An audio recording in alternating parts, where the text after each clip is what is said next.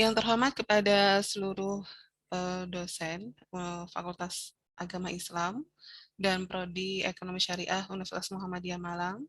Yang terhormat kepada Kepala Prodi Ekonomi Syariah Universitas Muhammadiyah Malang, Bapak Dr. Ahmad Hakim MMA, yang mana beliau saat ini menjadi salah satu narasumber juga. Kemudian yang terhormat kepada Bapak Ibu dosen dan seluruh staf. Kemudian yang terhormat semua narasumber yang telah hadir, Bapak Rahmat Hakim dan Bapak Gary, dan yang terhormat kepada seluruh mahasiswa atau mahasiswi ekonomi syariah dan seluruh peserta dalam acara webinar series IAE UMM Wahids yang insya Allah berbahagia hari ini. Yang pertama-tama, marilah kita panjatkan puja dan puji syukur atas kehadirat Allah Subhanahu wa Ta'ala yang selalu senantiasa melimpahkan rahmat, taufik, serta hidayahnya. Sehingga pada kesempatan yang bahagia hari ini, kita masih diberikan hikmat sehat, nikmat rezeki, serta masih bisa dipertemukan di tempat yang insya Allah berkah ini. Amin, amin, ya rabbal alamin. Tak lupa sholawat, serta salam semoga tetap tercurahkan kepada junjungan Nabi kita, Nabi Agung Muhammad SAW, beserta keluarga dan para sahabatnya, karena berkat beliaulah kita dapat menikmati kehidupan yang penuh dengan kemuliaan ini. Amin, ya rabbal alamin. Untuk mempersingkat waktu, sebelum acara ini dimulai, maka perkenalkan dulu saya Sri Cahyani Umi Salama sebagai pembawa acara untuk membacakan susunan-susunan acara kali ini. Yang pertama yaitu pembukaan, yang kedua yaitu sambutan dari Sekretaris Prodi Ekonomi Syariah UMM, yang ketiga adalah acara inti yaitu pemaparan isi materi sekaligus diskusi, serta tanya jawab yang akan dipandu oleh moderator, dan yang terakhir adalah penutup. Nah, untuk mempersingkat waktu, mari kita buka acara webinar hari ini dengan baca basmalah bersama. Bismillahirrahmanirrahim. Acara selanjutnya yaitu sambutan dari Sekretaris Prodi Ekonomi Syariah UMM yang akan disampaikan oleh Bapak Muhammad Novi Rifai, SHIMA. Kepada beliau, waktu dan tempat saya persilakan.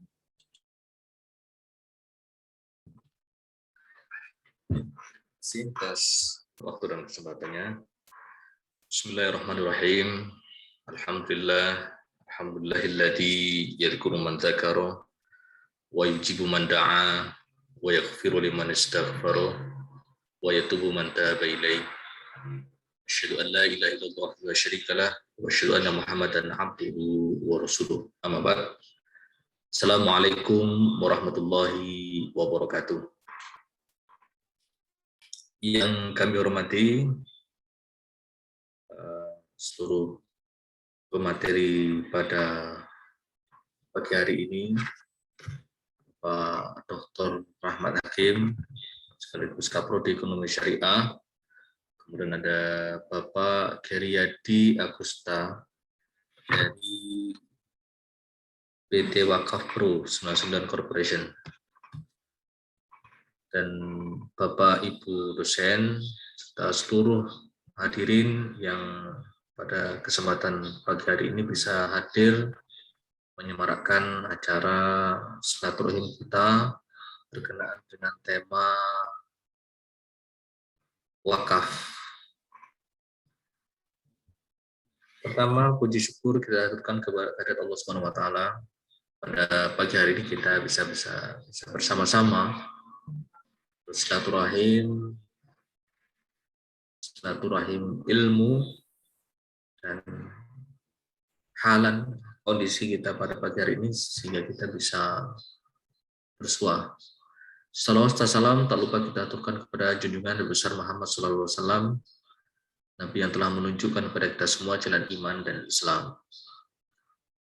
Bapak Ibu yang kami hormati serta seluruh hadirin, acara webinar IAI Komisariat UMM ini terselenggara oleh Prodi Ekonomi Syariah. Silakanlah Prodi Ekonomi Syariah dalam rangka untuk mengembangkan dan memperluas pengetahuan tentang perekonomian syariah. Ke depan diharapkan ekonomi syariah ini biasa, bukannya asing di tengah-tengah masyarakat.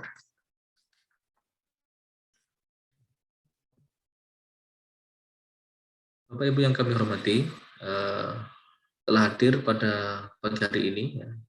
Pembicaranya sudah pas, dua, ada Pak Rahmat dan Pak Ferry, dan peserta juga terus bertambah. Semoga acara kita berjalan lancar sampai akhir.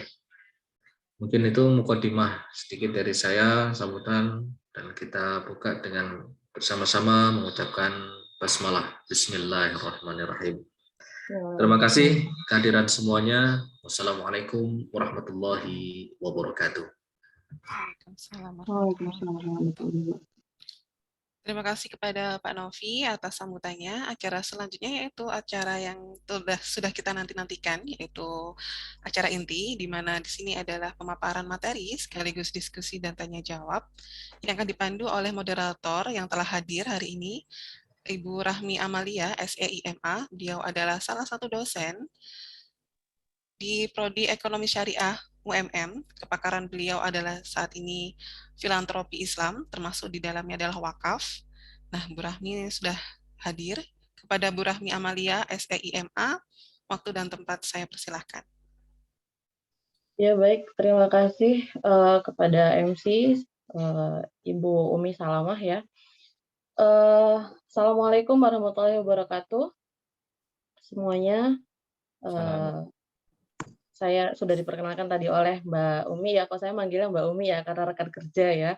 Jadi nama saya Rahmi Amalia, saya juga bagian dari dosen di Ekonomi Syariah di Prodi Ekonomi Syariah UMM. Di sini saya akan memandu jalannya acara kita selanjutnya, yaitu mendengarkan langsung paparan dari materi dari narasumber kita. Ada 2 narasumber di sini, seperti yang sudah mungkin audiens sudah pada nggak sabar ya bertemu untuk langsung menerima insight-insight baru atau ilmu-ilmu baru dari beliau-beliau ini. Nah, sebelumnya saya ingin memperkenalkan dulu nih narasumber-narasumber kita.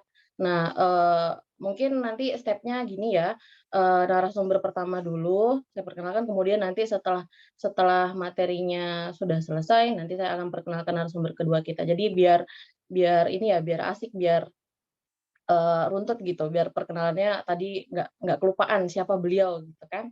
Nah, mungkin di sini saya akan share tentang profil beliau. Ini yang untuk narasumber pertama, yaitu Bapak Dr. Rahmat Hakim MMA, selaku prodi saya, ketua prodi di jurusan saya juga. Sebentar.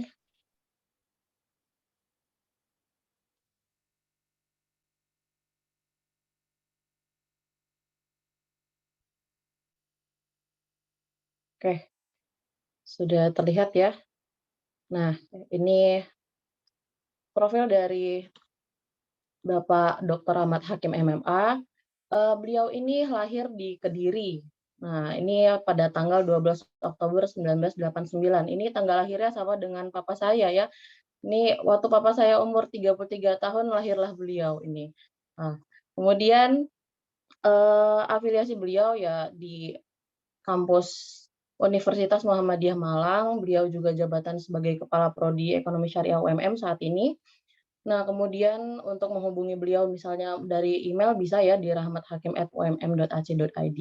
Nah, beliau ini juga kepakarannya adalah di bidang filantropi Islam juga, terutama zakat dan wakaf ya. Jadi bisa kita gali ilmu-ilmu beliau tentang filantropi Islam lebih dalam. Nah, terus gimana sih beliau ini lewat pendidikannya di mana sih gitu kan.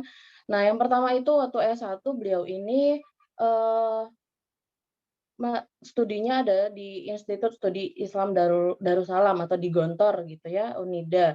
Nah, ini dengan jurusan Muamalat Ekonomi Islam atau di sana ekonomi Islam ya Pak ya. Nah, kemudian S2-nya lanjut di Malaysia langsung ke negara tetangga gitu, ke luar negeri di University Sains Islam Malaysia dengan jurusan Muhammad Administration. Kemudian lanjut jenjang pendidikan S3 beliau di Universitas Airlangga Surabaya dengan jurusan Ilmu Ekonomi Islam. Nah, beliau ini sudah S3, maka sudah doktor. Gitu. Semoga saya dan rekan-rekan saya yang masih S2 ini bisa mengikuti jejak beliau ya. Amin. Nah, untuk namanya juga akademisi itu pasti banyak ya karya-karya ilmiahnya itu bisa kita intip-intip, bisa kita ulik-ulik penelitian-penelitian beliau, terutama di bidang filantropi ini di akun Sinta beliau. Ini sudah saya share di ininya ya, di PPT-nya ini beliau punya bisa dilihat itu Sinta ID-nya, bisa diceki-ceki, bisa dilihat-lihat gitu ya, kira-kira bisa nggak ya untuk meneruskan yang bagi yang sedang penelitian di bidang filantropi, bisa nggak ini meneruskan penelitian-penelitian beliau ini, tuh. Nah, tidak hanya karya-karya ilmiah yang ada di jurnal-jurnal ya, beliau ini juga mengisi kolom-kolom di surat kabar atau koran gitu. Nah, ini banyak yang sudah ini sebagian dari karya beliau, sebenarnya banyak lagi, ini cuma ya kita melihat dari 5 tahun terakhir ya, 5 tahun terakhir sebenarnya masih banyak ini sampai tahun 2000 di atas 2020 juga ada ya Pak ya. Nah, di sini ini cuma sedikit aja karena untuk perkenalan bahwa beliau ini sangat aktif sekali, menjadi akademisi itu sangat aktif sekali dilihat dari karya-karya ilmiahnya yang produktif gitu. Nah, karena kita ini nanti akan berbicara tentang wakaf, bagaimana sih menurut beliau nanti akan menjelaskan atau akan berbagi info kepada kita semua mengenai tentang wakaf karena kita memang temanya adalah fokus di wakaf ya. Nah, tapi kita nanti mungkin tidak akan membicarakan tentang wakaf masa lampau di mana wakaf itu cuma konsumtif gitu ya. Di sini kita nanti akan berbicara tentang wakaf produktif yang akan dijelaskan oleh beliau gimana sih sebenarnya wakaf produktif itu perkembangannya seperti apa sih, terutama di Indonesia gitu ya. Kemudian bagaimana potensinya, apakah sebenarnya wakaf ini sama aja dengan filantropi lainnya, filantropi Islam lainnya seperti sedekah, infak, zakat, dan lain-lain. Atau apa sih yang menjadi poin penting kenapa wakaf ini lagi in gitu ya. Ini kan lagi bahasan yang paling hot-hotnya gitu tentang filantropi Islam di bidang yang produktif gitu. Nah, mungkin langsung aja kita akan mendengarkan materi dari beliau, kita akan mendengarkan sharing ilmu dari beliau terkait masalah wakaf. Kepada Bapak Dr. Rahmat Hakim MMA, saya persilakan dengan segala hormat. Baik, terima kasih pada Ibu Rahmi ya, selaku moderator. Boleh saya ini share screen? Apa ya?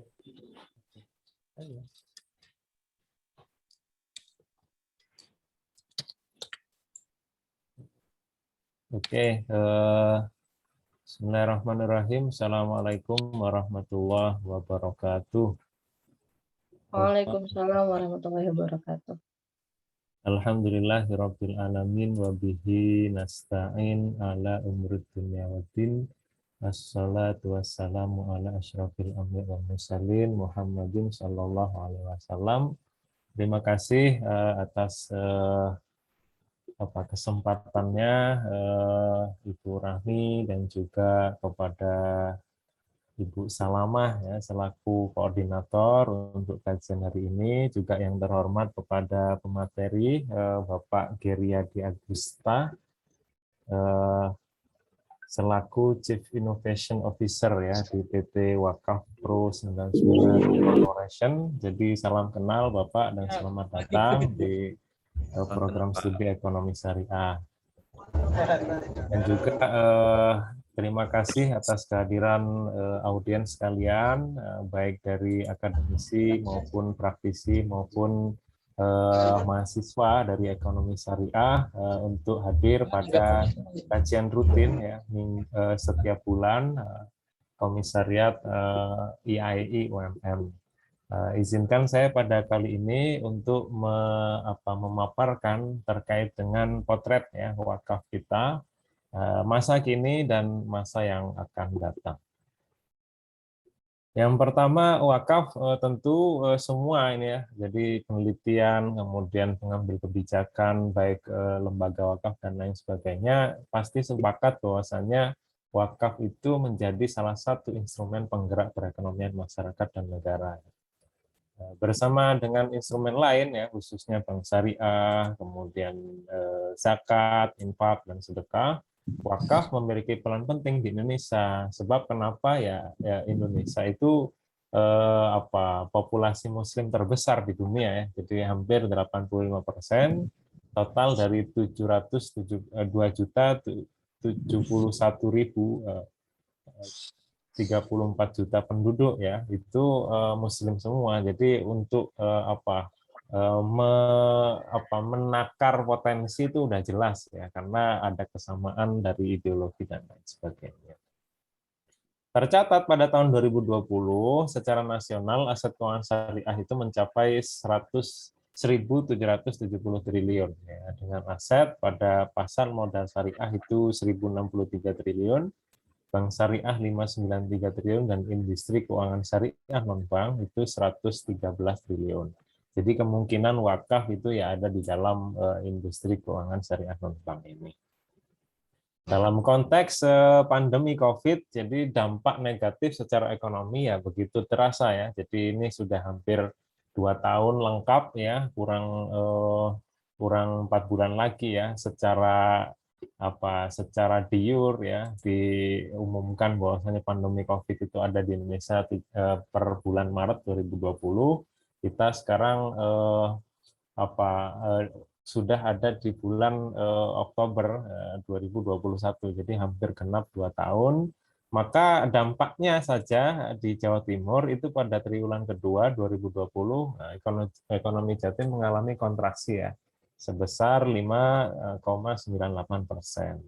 Sementara pada triwulan ketiga 2020 ekonomi Jatim tumbuh negatif ya, jadi 3,61, lalu minus 2,64, dan pada triwulan pertama ya awal bulan 2021 itu tumbuh negatif 0,44%. Jadi di masa pandemi ini peran wakaf justru menjadi penting ya sebagai salah satu alternatif penggerak perekonomian nasional. Maka dari itu ya webinar ini penting pada poin ini. Outline-nya adalah satu, wakaf, sebutkan definisi dulu ya, landasan, kemudian regulasinya, kemudian apa saja peran wakaf dalam perekonomian, kemudian indeks literasi wakaf di Indonesia, bagaimana kita lihat, kemudian mencoba untuk meneropong ya wakaf di masa yang akan datang. Nah, ini sekedar definisi saja biar kita nggak lupa ya, jadi wakaf itu kan berasal dari bahasa Arab, wakofa berarti memutus, menahan ya, atau berhenti atau diam di tempat, atau tetap berdiri di tempat ya. Kata wakofa ya kufu wakfan ya sama artinya dengan habasa yang bisu ya. Secara istilah ini didefinisikan ada 4 setidaknya berdasarkan madzhab fikih. Kami coba satu. Madzhab Hanafi menyatakan bahwasanya wakaf itu menahan atau tidak melakukan sesuatu tindakan atas suatu benda yang berstatus tetap sebagai hak milik ya, dengan menyedekahkan manfaatnya kepada suatu pihak sebagai kebajikan sosial baik sekarang maupun yang akan datang. Jadi madzhab Hanafi menyatakan wakaf itu tidak harus melepas hak milik gitu ya. Walaupun hartanya itu ditahan, kemudian dimanfaatkan untuk kebajikan di masa yang akan datang ya, dan di masa sekarang misalnya. Kemudian menurut madzhab Maliki, wakaf juga menahan sesuatu tindakan atas suatu benda dengan tidak melepaskan harta yang diwakafkan ya dari kepemilikan wakif. Jadi sama ya seperti madzhab Hanafi tadi itu, bahwasanya kepemilikan menurut madzhab Maliki itu wakaf ya tidak dilepas, tetapi masih pemiliknya wakif Tapi wakif berkewajiban menyedekahkan manfaatnya serta tidak boleh menarik kembali. Ya, nah ini seringkali kan kalau kepemilikannya tidak lepas bisa jadi diminta kan gitu. Jadi ini adalah apa definisi istilah daripada mazhab Maliki itu. Hak miliknya tidak lepas, tetapi tidak boleh untuk menarik kembali. Kemudian menurut mazhab Syafi'i dan Imam Ahmad Ibnu Hambali, wakaf itu berarti melepaskan kepemilikan harta. Nah ini di Indonesia sering menggunakan ini ya, artinya kalau sudah mewakafkan berarti kepemilikannya itu sudah bukan kepemilikan wakif lagi, artinya sudah dilepaskan.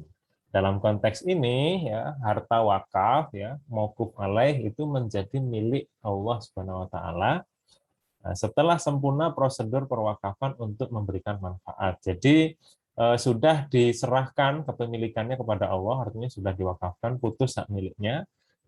Selanjutnya adalah setelah sempurna prosedur perwakafan, artinya nadirnya ada yang menerima, kemudian visi untuk mengelolanya bagaimana, itu adalah untuk memberi manfaat kepada suatu pihak dalam rangka kebajikan sosial, baik sekarang maupun yang akan datang. Jadi perbedaannya adalah kalau menurut mazhab Malik, Imam Maliki, kemudian Imam Hanafi, kepemilikan itu tidak harus putus di dalam wakaf, tetapi manfaatnya itu harus diberikan. Ya. Jadi manfaatnya harus tetap digunakan untuk sosial.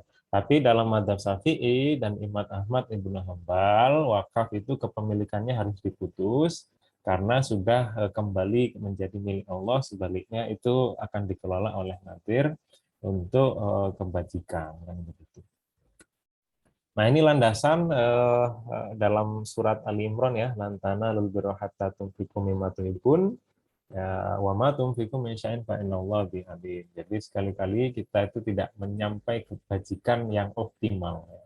Lantana lul birra hatta tunfiqu mimma tuhibbun. Sebelum kamu menafkahkan sebagian harta yang kamu cintai. Kata albir itu disebutkan dalam ayat ini secara bahasa berarti luas dalam kebaikan. Kita tidak akan memperoleh keluasan dalam kebaikan atau manfaat optimal ya dalam suatu kebaikan sebelum kita menafkahkan harta yang kita cintai. Albir, kata albir itu berasal dari kata albar yang berarti daratan ya, karena luasnya ya itu. Jadi darul fasadu fil barri wal bahri gitu ya. Barri itu daratan ya, hamparan luas gitu.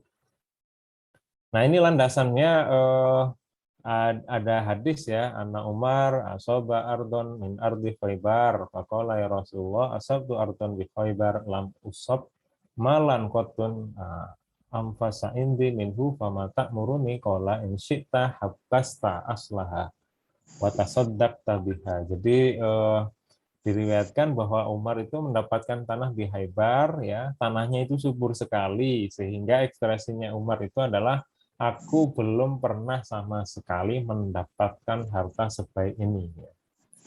Kemudian beliau meminta fatwa dari Rasulullah, kemudian Rasulullah bersabda, jika kau ingin, kau bisa menahan, ya, mewakafkan tanah itu dan menyedekahkan hasil dari tanah itu.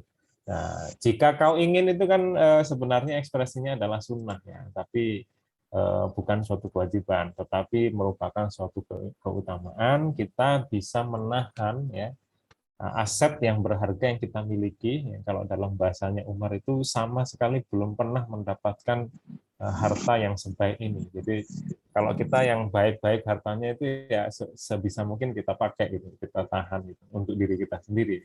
Tapi kalau Umar justru meminta fatwa kepada Rasul, ini baiknya mau diapakan gitu. Maka Umar menyedekahkan penghasilan harta tanah tersebut dengan syarat ia tidak bisa dihibahkan dan tidak pula bisa diwariskan. Jadi tanahnya itu tetap wakaf, tidak bisa dihibahkan dan tidak bisa diwariskan. Nah, ini regulasi terbaru terkait dengan wakaf di Indonesia ya. Jadi Undang-Undang Nomor 41 Tahun 2004 ya, tentang wakaf, ada juga peraturan pemerintah, ini turunan daripada undang-undang ini. Nomor 42 tahun 2006 tentang wakaf, dan juga peraturan yang terbaru dari Badan Wakaf Indonesia tentang organisasi dan tata kerja Badan Wakaf Indonesia. Nah, perbedaannya ini sedikit refresh saja ya. Jadi kalau wakaf itu hukumnya sunnah. Nah, kemudian kalau zakat itu hukumnya wajib. Kalau infak dan sedekah itu kan juga sunnah juga. Kemudian waktu, dari sisi waktu, kalau wakaf fleksibel, ya, infak dan sedekah juga fleksibel, kalau zakat ditentukan. Kemudian penerima manfaatnya itu fleksibel kalau wakaf, tergantung kepada niatnya apa, ya, niatnya pewakif itu. Ada wakaf khairi dan ada wakaf zurri. Kalau wakaf khairi itu adalah untuk siapapun dalam rangka kebajikan. Kalau wakaf zurri itu terbatas untuk perorangan atau untuk peruntukannya kepada golongan atau kelompok tertentu. Kalau infak dan sedekah juga sama, fleksibel, tapi zakat itu ditentukan berdasarkan 8 golongan. Ya. Dari sisi harta bendanya, wakaf itu tidak bisa disalurkan manfaatnya kecuali setelah dikelola. Tetapi jika zakat, infak, dan sedekah itu bisa langsung disalurkan karena kan hasil daripada pekerjaan, ya. Jadi hasil daripada imbalan, hasil daripada investasi dan lain sebagainya. Kemudian peran wakaf dalam perekonomian, ya, ini banyak papernya, sudah banyak penelitiannya, dan sudah banyak sosialisasi termasuk dari wasit sendiri, ya. Jadi wasit seringkali menyebutkan informasi terupdate terkait dengan penelitian, ya. Jadi salah satunya adalah mengatasi kesenjangan pendapatan, ya. Karena di Indonesia ini kesenjangannya sudah mulai agak terlihat, ya, di mana dalam survei terakhir bahwasanya 1% itu menguasai 44% kue perekonomian di Indonesia, ya. Sebaliknya 99% penduduk di Indonesia itu rebutan di 60% sisa dari kue ekonomi itu. Tentu ini tidak se ekstrim di Amerika, ya. Tetapi menujunya ke sana. Nah, ini bisa jadi wakaf itu berperan dalam mengatasi kesenjangan pendapatan. Kemudian meningkatkan pendidikan masyarakat, ya jelas karena banyak kemandirian ekonomi, ya, berbasis wakaf itu pada lembaga pendidikan banyak. Ya. Dalam lingkup perguruan tinggi, misal Universitas Islam Indonesia itu berdasarkan wakaf. Dalam lingkup sekolah menengah atau pondok pesantren, yaitu banyak, diantaranya Pondok Gontor, kemudian ada lagi di Gresik, ya, Pondok Pesantren Sunan Derajat itu ada, dan lain sebagainya. Kemudian meningkatkan pelayanan keagamaan, ya jelas karena wakaf dulu itu kan untuk masjid, untuk sekolah, ya, maka sebenarnya wakaf itu dapat untuk meningkatkan pelayanan keagamaan. Kemudian meningkatkan kesehatan masyarakat, ada rumah sakit mata khusus, ya, yang lahir pada tahun 2019 atau 2020 itu juga menggunakan skema wakaf ini.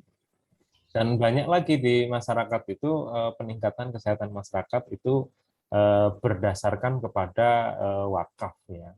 Kemudian mengurangi beban negara dalam penanggulangan kemiskinan. Jadi kemiskinan itu bisa tertanggulangi, ya, karena wakaf itu juga perannya adalah meningkatkan, ya, pendapatan, ya, pendidikan, keagamaan, dan kesehatan. Jadi ya itu pasti dapat mengurangi kemiskinan, ya. Kemudian yang terakhir ini penting, ya, di masa pandemi, ya, mengurangi beban keuangan pemerintah di masa krisis atau pandemi. Jadi justru pada masa-masa kini itu wakaf sangat diharapkan, ya, perannya. Mohon maaf ini Bu Moderator, saya berapa lama ini?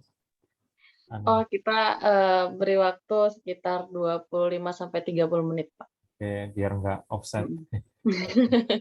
Soalnya hari Jumat kayaknya. Oke, ini adalah indeks literasi wakaf kita. Jadi kita lihat potretnya, Direktorat Pemberdayaan Zakat dan Wakaf, Kemenak membuat survei indeks literasi wakaf tahun 2020. Ya.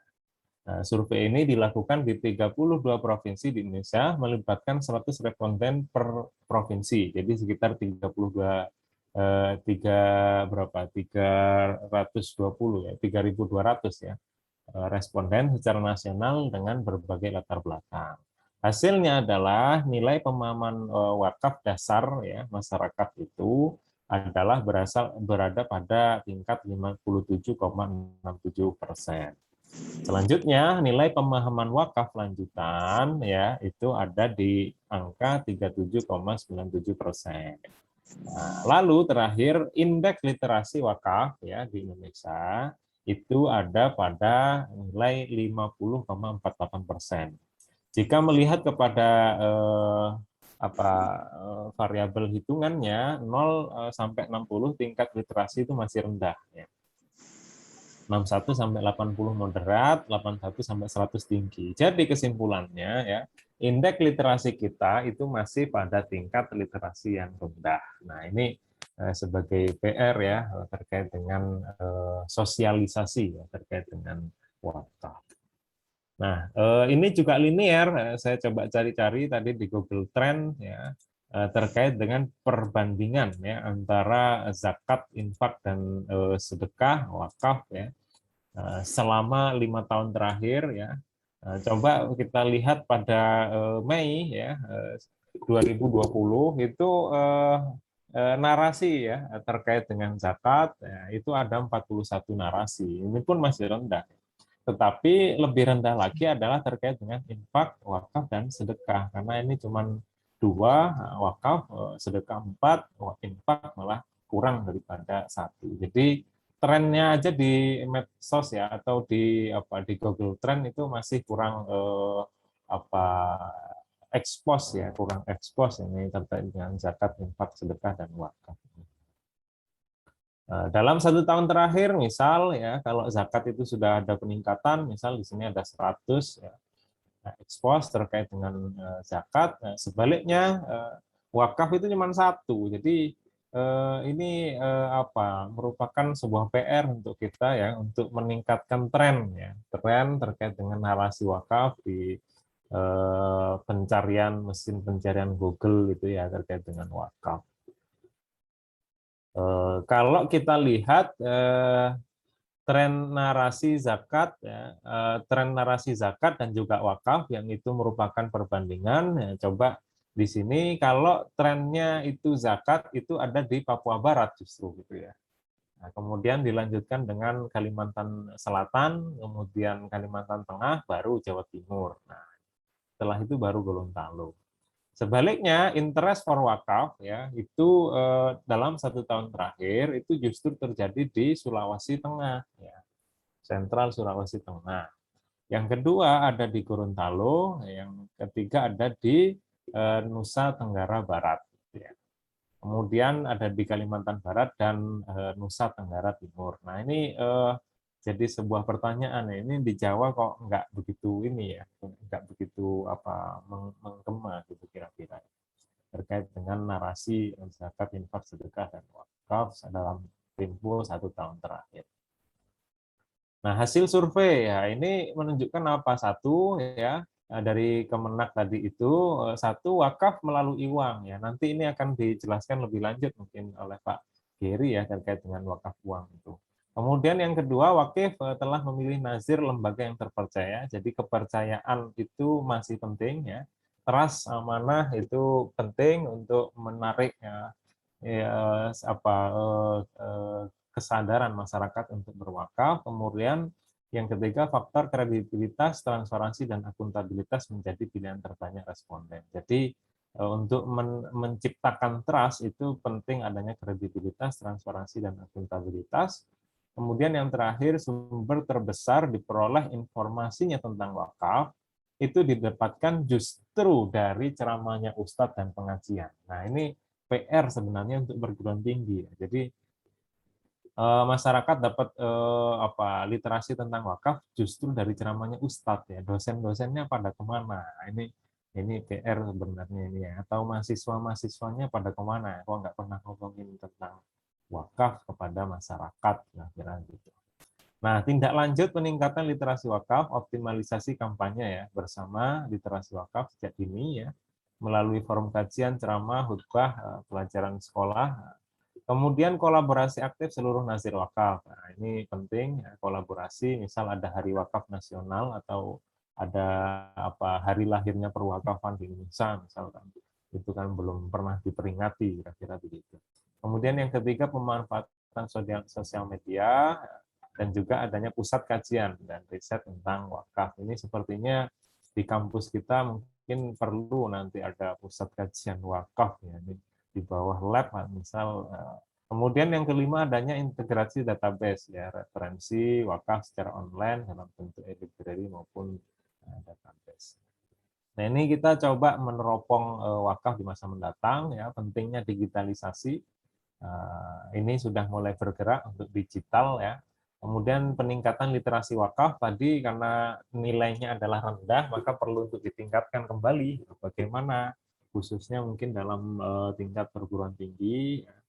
Kemudian integrasi ekosistem wakaf, kemudian kolaborasi dan pengelolaan pengembangan inovasi produk wakaf.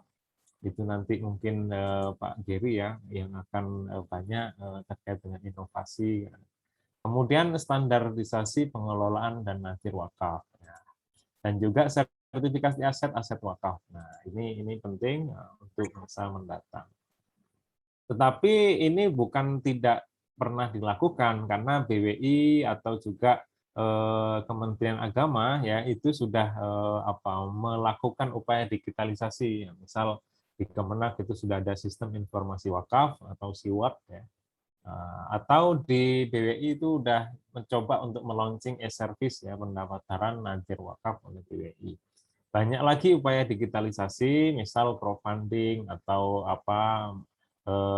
cara untuk donasi atau berwakaf dalam bentuk online ya. Upaya lain juga telah dilakukan ya melalui website atau media sosial maupun publikasi melalui jurnal. Ini adalah upaya digitalisasi wakaf.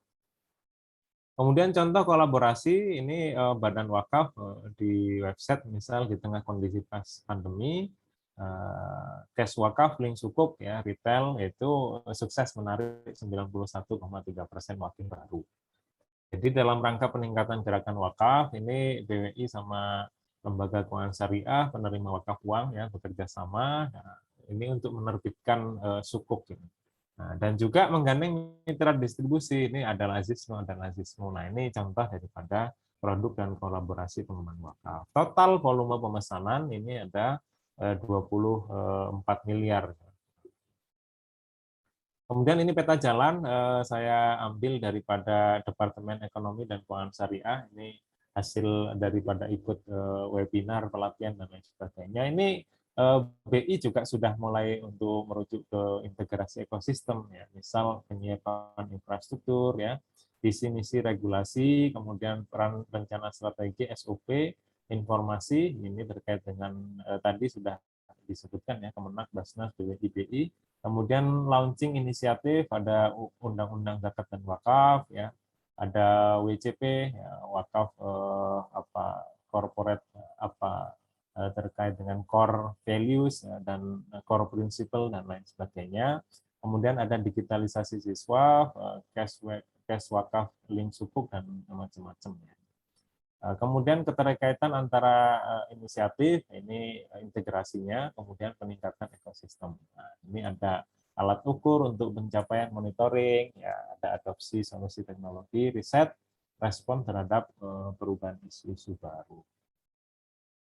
Nah, ini juga pusat antar universitas ini untuk meningkatkan publikasi ya, jadi kolaborasi terkait dengan pengembangan wakaf. Mungkin di kampus kita ini perlu ada terkait dengan pusat studi wakaf gitu ya, terkait dengan ini dalam rangka untuk mengembangkan wakaf.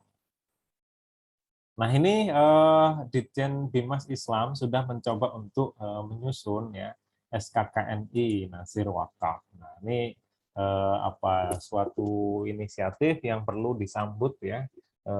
Mungkin nanti kita akan mengadakan skema untuk Nazir Wakaf ini untuk lulusannya. Jadi lulusan dari program studi ekonomi syariah Universitas Muhammadiyah Malang maupun universitas yang lain bisa memiliki ya sertifikat kompetensi nazir wakaf. Nah, ini untuk alumni ekonomi syariah ya. Jadi ini penting karena ini baru disusun, ada 38 unit kompetensi, mungkin akan terbit pada beberapa waktu yang akan datang. Kemudian peluncuran sertifikat buku sertifikasi tanah wakaf. Nah, ini baru sekali ya, baru 25 Oktober kemarin BWI itu bersama dengan Kementerian ATR dan BPN ya, itu menyusun buku saku sertifikasi tanah wakaf. Jadi kalau ada tanah yang belum diwakafkan, yang belum disertifikasi tanah wakaf itu bisa untuk mengecek di sini karena ada di website BWI-nya untuk di-download ya buku sakunya. Nah, ini berdasarkan rilis data Direktorat Pemberdayaan Zakat dan Wakaf, Kementerian Agama, capaian bantuan sertifikasi tanah wakaf pada tahun 2019 sebesar 6 miliar ya, untuk sertifikasi 1.420 tanah wakaf pada 16 provinsi di Indonesia. Jadi itu bantuan ya. Jadi ada sebenarnya bantuan untuk sertifikasi tanah wakaf ini. Kemudian bantuan untuk inventarisasi aset tanah wakaf. Ini ada papanisasi. Jadi diberi papan ya kira-kira begitu untuk tanah yang sudah wakaf sebesar 5,4 miliar untuk inventarisir 1.837 tanah wakaf pada 10 provinsi di Indonesia. Nah, ini terakhir catatannya adalah satu, dalam rangka peningkatan literasi wakaf dan juga gerakan wakaf diperlukan peran aktif seluruh elemen ya, pihak terkait, pemerintah di sini mungkin Kemenak, lembaga pendidikan, universitas, pusat riset, industri maupun masyarakat ya. Di antaranya ya yang dikomandoi oleh Bapak Geri, mungkin ini juga termasuk dari situ. Kemudian selain itu peningkatan literasi dan tata kelola juga harus diimbangi dengan kesejahteraan masyarakat ya. Nah, ini sekedar catatan, sebab wakaf adalah memberikan sebagian harta yang dimiliki ya. Jika masyarakat sejahtera, maka harta yang akan dimiliki semakin banyak. Ya. Jika harta semakin banyak, maka gerakan wakaf akan semakin masif dan meningkat. Dalam sebuah adagium dinyatakan faqidus syai' la yu'ti begitu ya. Jika tidak memiliki, kita tidak akan pernah memberi juga. Ya. Jika tidak sejahtera, yang mana mungkin ya kita akan berderma, akan berwakaf. Jadi tingkat kesuksesan gerakan wakaf itu juga berkelindan ya dengan tingkat kesejahteraan masyarakat. Ya. Jika masyarakat sejahtera, ya maka gerakan wakaf akan menemukan momentumnya. Selanjutnya, keadilan sosial bagi seluruh rakyat Indonesia akan dapat segera terwujud. Nah, mungkin itu saja pemaparan singkat ya dari yang saya ketahui. Kurang lebihnya mohon maaf. Mungkin bisa saya kembalikan kepada Bu Rahmi ya selaku moderator. Terima kasih atas waktunya. Sekian, kembalikan kepada Ibu moderator. Ya, terima kasih kepada Bapak Dr. Rahmat Hakim. Sungguh ini ya materi yang luar biasa sekali mengenai wakaf, mulai dari sejak artinya, kemudian juga potensinya seperti apa di Indonesia, gitu ya. Nah, jadi sebenarnya kalau kita membahas tentang wakaf ini, apa ya, 3S menurut saya, seru-seru semu. Kenapa seru-seru semu? Karena seru melihat harapan dari diimplementasikannya wakaf tersebut itu bisa berpotensi untuk membantu negara, gitu ya. Jadi Islam sendiri memberikan instrumen gitu ya, instrumen sendiri terkait masalah membantu bagaimana perekonomian dari suatu negara itu bisa terselesaikan ya lewat filantropinya yaitu wakaf gitu. Nah, wakaf ini juga tadi saya dengar dari Pak Ahmad sendiri yang paling menjadi ciri khasnya adalah ketika misalnya wakaf produktif gitu ya, hartanya itu tidak bisa langsung dipakai, tapi justru harus dikelola dulu. Manfaatnya itu adalah apa? Hasil dari benda yang diwakafkan atau harta yang diwakafkan. Jadi kalau misalnya mungkin wakaf uangnya itu nggak boleh langsung disalurkan gitu ya. Nah, tapi uangnya ini harus dikelola menghasilkan, nah hasilnya itu yang untuk dimanfaatkan kepada umat. Dan tidak ada pilih-pilih hanya untuk orang Islam aja, seperti zakat ya, yang harus cuma bisa 8 asnaf zakat, tapi ini bisa lebih spektrumnya lebih luas lagi, bisa untuk masyarakat luas. Nah, kemudian tadi mengenai literasi ya, mengenai literasi tadi sungguh masih rendah sekali di Indonesia ini. Jadi ini buat kita teman-teman mahasiswa, akademisi, dan ya praktisi bisa nih menjadi PR buat kita seperti yang dikatakan oleh Pak Rahmat tadi, bisa menjadi PR besar untuk kita. Kita tahu potensinya, kita tahu secara apa ya makna dasar dari wakaf itu, kita tahu potensinya seperti apa, tapi ternyata di sekeliling kita masih sangat belum memahami makna dari wakaf ini dan manfaat dari wakaf ini gitu. Jadi mungkin karena terutama di Indonesia sendiri stigma masalah wakaf ini masih stigma masa lampau ya. Wakaf itu sulit gitu. Wakaf itu harus orang kaya yang berwakaf gitu. Jadi orang-orang miskin nanti dulu gitu kan.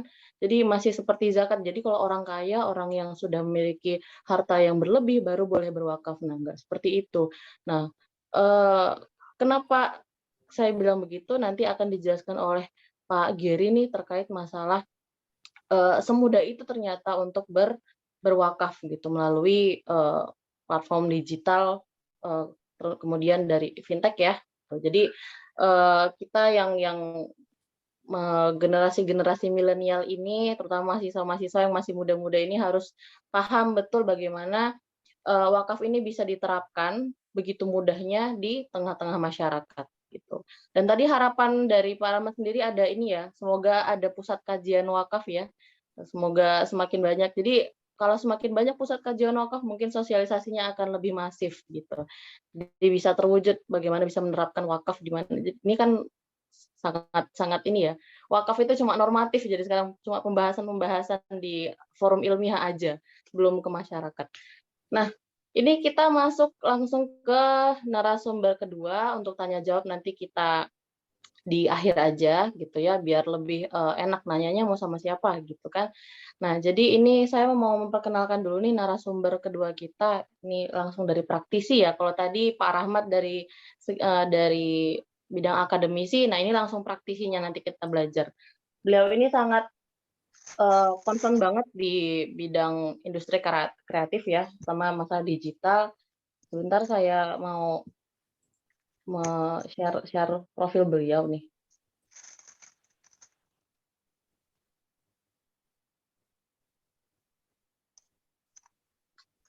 Nah, beliau narasumber kita ini bernama Geryadi Agusta Sacaniti. Ini maaf kalau misalnya ada kesalahan ini ya, penyebutan. Jadi saya Indonesia banget, jadi mungkin bacanya Geryadi Agusta Sacaniti gitu ya. Ya, Beliau memang seperti lahir itu, di Mbak. Oh, emang seperti itu ya? Iya. Oh iya. Alhamdulillah saya nggak salah.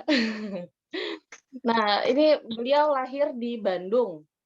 Nah, Bandung sama ya kayak Malang ya, udaranya dingin ya. Jadi kemudian beliau ini saya cari-cari kok nggak nemu ya ininya tempat tanggal lahirnya. Jadi saya cuma dapat tahun lahirnya ini. Tahun lahirnya beda 3 tahun sama saya. Saya manggilnya Pak atau Mas aja atau gimana ya enaknya nih?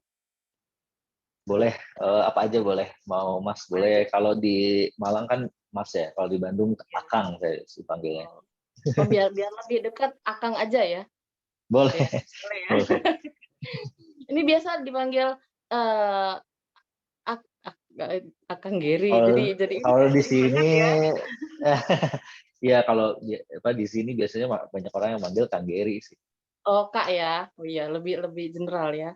Kak Geri. Nah, Kak Geri ini sudah memiliki ini ya, pengalamannya sudah sampai 12 tahun kalau saya baca dari CV-nya, ini udah 12 tahun di industri kreatif gitu. Terus kemudian tidak nggak ada yang spesifik, itu lebih ini ya, menurut saya ini beliau ini Kak Geri ini gitu ya, seperti tagline-nya ini Buzz Lightyear di Toy Story nih, To Infinity and Beyond gitu ya. Jadi apa tak terbatas dan melampauinya gitu. Jadi harus mengeksplor terus ya Mas, ya Kak ya. Iya. Terbiasa Mas. Nggak apa-apa Mas Eh, aja biar gampang. oh iya. Saya ganti jadi Mas sekarang. Jadi Oke, siap. Mas Gary ini berusaha untuk selalu mengeksplor. Jadi ternyata bukan hanya mengeksplor dirinya aja, tapi juga ternyata orang lain ini. Potensi-potensi dari orang-orang juga dieksplor ini untuk semakin semangat untuk bisa bangkit gitu ya. Nah, sebenarnya beliau ini siapa sih? Coba kita kenalan dulu gitu. Kalau misalnya, oh ini saya lupa memberikan slide masa edukasi beliau ya. Nah ini Mas Gary ini saya bacain aja ya. Mas Gary ini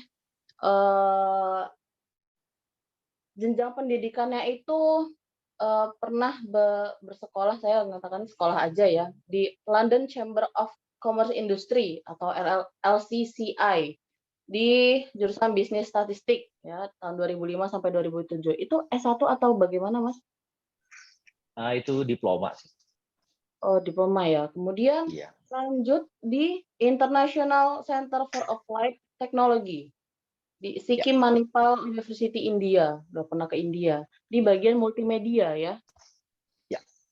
Nah, ini makanya beliau ini sangat sudah tidak inilah udah sangat menjiwai masalah digital, kemudian teknologi gitu ya. Kita perlu belajar dari beliau nih gimana to beyond to infinity and beyond tadi gitu ya. Nah, sorry. Nah, kemudian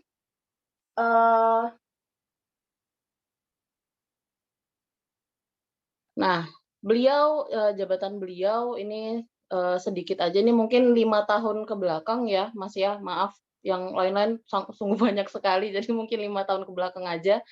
Ini beliau ini menjadi Creative Director di Baros International Animation Festival, kemudian startup mentor dan konsultan gitu ya di Cimahi Technopark, kemudian menjadi CEO dari Ka'ba atau Ka'aba ini gimana cara spellingnya Mas? Kaba. Kaba ya, Kaba Virtual Experience. Nanti bisa dicek-cek tentang Kaba Virtual Experience teman-teman sekalian. Ini juga bagian dari concern beliau ya. Nah, kemudian Startup Incubation Mentor dan Entrepreneur Resident di SBM ITB. Nah, terus itu sampai saat ini. Kemudian Dewan Pakar Digital Creative Synergy Foundation di Synergy Foundation ya. Kemudian juga Chief Innovation Officer seperti yang ada di poster ya, Chief Innovation Officer Wakaf Pro 99 Corp and Wakaf Multimedia Internasional. Nah, banyak sekali ini yang sampai saat ini ya, banyak sekali jabatan Masnya ya. Ini lanjut ya, saya perkenalkan lagi. Nah, ini saya mau menyamakan beliau dengan yang sering nonton drakor nih. Yang sering nonton drakor nih pasti tahu Han Ji Pyong ya, tim Han Ji Pyong dan Nam Dosan. Ini mungkin kurang lebih Mas Gary ini seperti Han Ji Pyong ya. Ini business incubation mentor gitu. Kalau misalnya di Korea sana ada Sandbox, mungkin di sini ada Derham Backcraft ya. Gimana sih? Saya agak sedikit Derham Backcraft, kemudian juga Lidhan Academy Singapore, kemudian juga 1000 Startup Digital. Itu kalau menjadi mentor gitu emang seperti Han Ji Pyong itu atau enggak Mas? Atau sudah nonton apa belum ini kira-kira nih? Saya jujur belum pernah nonton ini film. Ini di bidang startup juga nih Mas. Oh gitu ya. Jadi mungkin kurang lebih nggak perlu nonton, emang kehidupan Masnya mungkin seperti itu. Luar biasa ini. Han Ji Pyong itu tim di mana juga selalu memberikan semangat kepada orang, tapi tidak hanya semangat saja, tapi benar-benar ini ya membimbing potensi-potensi dari orang-orang untuk bisa semakin bangkit, tidak hanya jadi nggak monoton gitu loh, jadi untuk bangkit. Nah, luar biasa ya, saya saja sampai hampir ngefans ini karena saya juga ngefans sama Han Ji Pyong, jadi saya otomatis langsung ngefans sama Mas Gary ini. Nah, terus iya, serius Mas. Jadi ini kita nanti mungkin Masnya akan membahas wakaf dari sudut pandang ini ya, dari sudut pandang teknologi, kemudian ya yang nowadays lah, yang kekinian gitu. Lebih ke praktisinya kan Mas, jadi lebih banyak insight baru buat kita semua ini gitu. Nah, oke, nggak usah berlama-lama, langsung aja kita dengarkan paparan langsung dari Mas Gary. Waktu dan tempat saya persilakan. Ya, terima kasih Mbak Rahmi. Assalamualaikum warahmatullahi wabarakatuh. Waalaikumsalam. Waalaikumsalam warahmatullahi Salam wabarakatuh. kenal semuanya. Terima kasih ini undangannya, satu kehormatan untuk saya bisa sharing di forum ini. Alhamdulillahirrahmanirrahim. Wassalatu wassalamu ala Rasulillah. Apa yang bisa saya sharing? Ya, betul tadi yang yang disampaikan Mbak Rahmi gitu ya. Saya seorang praktisi, ini tahun ke-12 tahun ke-12 saya di industri kreatif, dan 5 tahun terakhir ini memang saya memfokuskan ke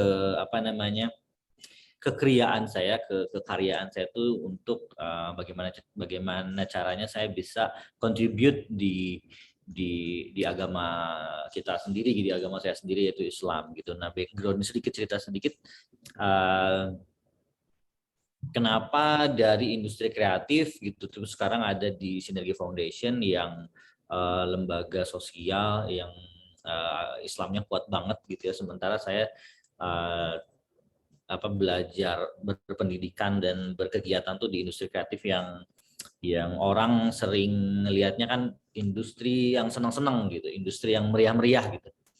Nah, memang saya dari dulu di industri tersebut sampai sekarang pun masih gitu, dan masih berkarya as an animator, developer apps, games dan lain-lain lah gitu.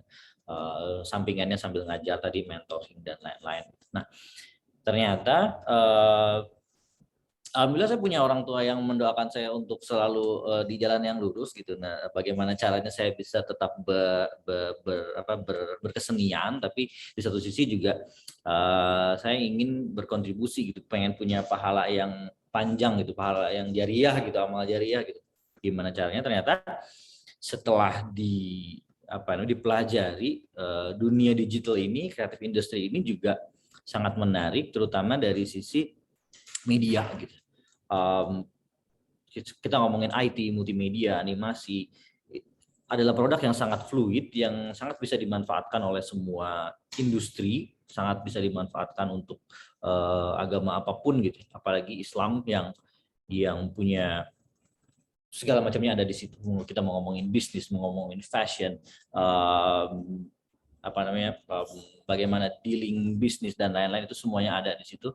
Dan dengan teknologi, dengan creative industry, ini bisa jadi powerful tools gitu untuk kita bisa berdakwah gitu. Nah, itu yang saya lakukan di 5 tahun terakhir ini, dan alhamdulillah beberapa tahun terakhir dipercaya Sinergi Foundation jadi salah satu dewannya mereka, dan sekarang alhamdulillah saya dikasih amanat juga untuk pegang salah satu anak perusahaannya Sinergi Foundation, Wakaf Pro 99 Corporation, yang memang focusing untuk mengembangkan, mengelola dana wakaf produktif ini menjadi produktif, dan bukan hanya produktif dari situ, tapi juga punya 2 hal yang kita pegang. Kalau tidak new product development, innovation, kalau tidak new business model. Karena zaman sekarang kita harus banyak mendisrupt hal yang tidak menggantikan industri yang lama, tapi dengan teknologi, dengan inovasi kita mendisrupt hal yang sudah ada menjadi lebih bisa dikembangkan lagi gitu. Dan akan alangkah lebih indah lagi kalau ini semua itu apa yang kita kerjakan hasilnya kembali ke umat.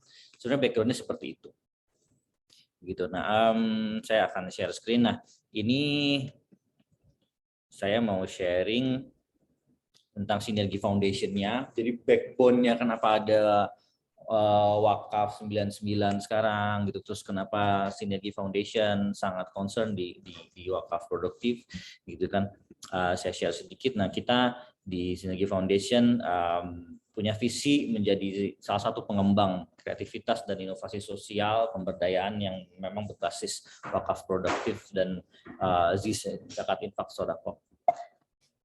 Kemudian alhamdulillah kita juga sudah punya legalnya sudah aman gitu ya. Kita punya apa namanya ini dari BWI-nya udah ada dan sudah ada SK-nya juga. Nah, this is what we do gitu. Nah, dengan bisnis proses atau saya sebutnya ini alur yang membuat alhamdulillah pada saat pandemi kemarin kita growth-nya agak lumayan, alhamdulillah. Berkah dari Allah juga pada saat pandemi kita bukannya turun tapi Allah membuktikan ternyata umat muslim ini kalau bersatu luar biasa, jadi banyak sekali yang bisa dikembangkan. Nah, mohon maaf kalau kursor saya kelihatan ya di sini ya panahnya. Okay. Iya kelihatan kok. Oke. Nah, Sinergi Foundation ini sebagai lembaga investasi wakaf, kita alurnya itu banyak sekali yang kita lakukan, yang seperti kita tahu kan zakat, infak, sedekah, donasi. Tapi kita juga ada wakaf uang, wakaf benda bergerak, benda tidak bergerak, bahkan yang sangat menarik wakaf saham. Gitu. Nah, ini semua masuk, nanti saya jelasin wakaf saham ini seperti apa. Nah, ini semua masuk ke satu Sinergi Foundation, satu satu lembaga.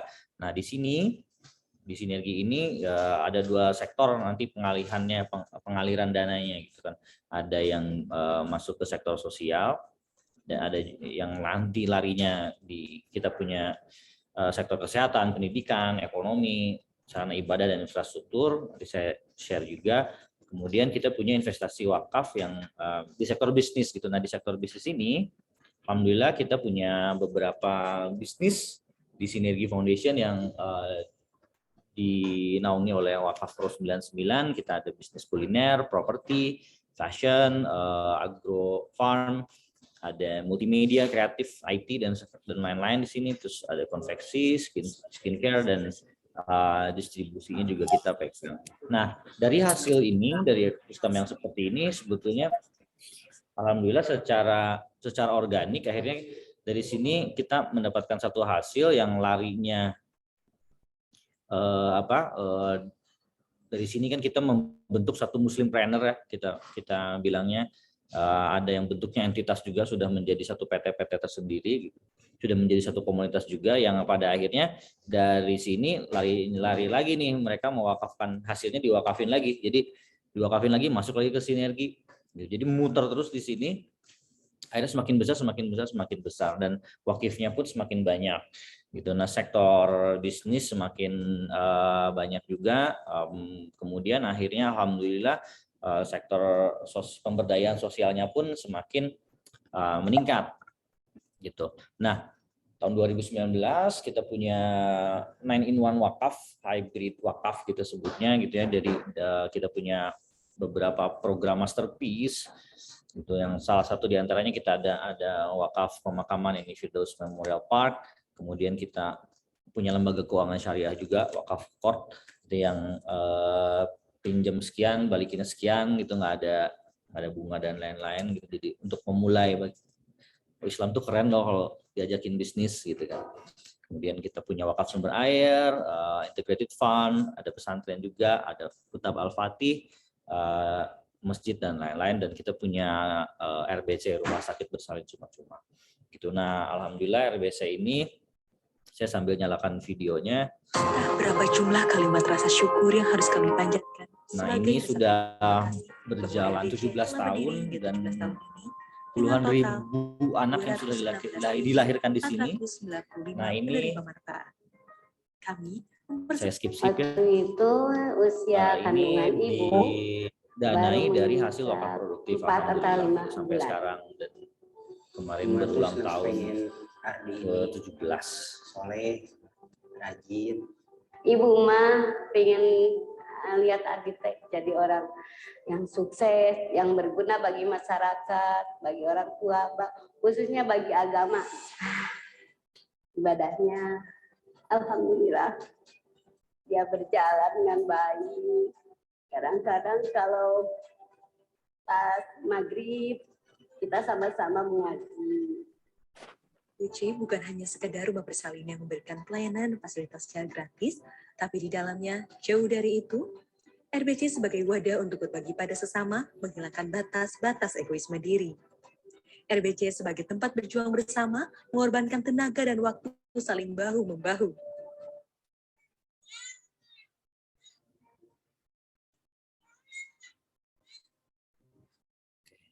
Saya lanjut. Nah, kita juga punya sekolah Kutab Al-Fatih. Ini dengan kurikulum iman dan Al-Quran yang mengedepankan adab sebelum ilmu, ilmu sebelum amal.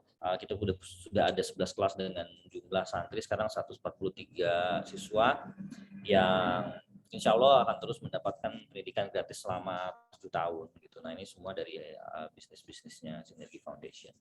Nah, kemudian kita punya Firdaus Memorial Park juga. Ini pemakaman di beberapa tempat di Bandung, sudah ada di Cikalong Wetan, di Bogor insya Allah segera, dan satu lagi di Nagrog. Nah, ini tadi wakaf court itu alhamdulillah sudah berjalan, sudah ada beberapa pebisnis yang bekerja sama dengan kami, yang alhamdulillah bisa kita bantu juga untuk mengakselerate bisnisnya mereka. Nah, kemudian ini pesantren yatim yang insya Allah akan kita buat di Lembang. Nah, ini juga wakaf integrated farm, ini sudah ada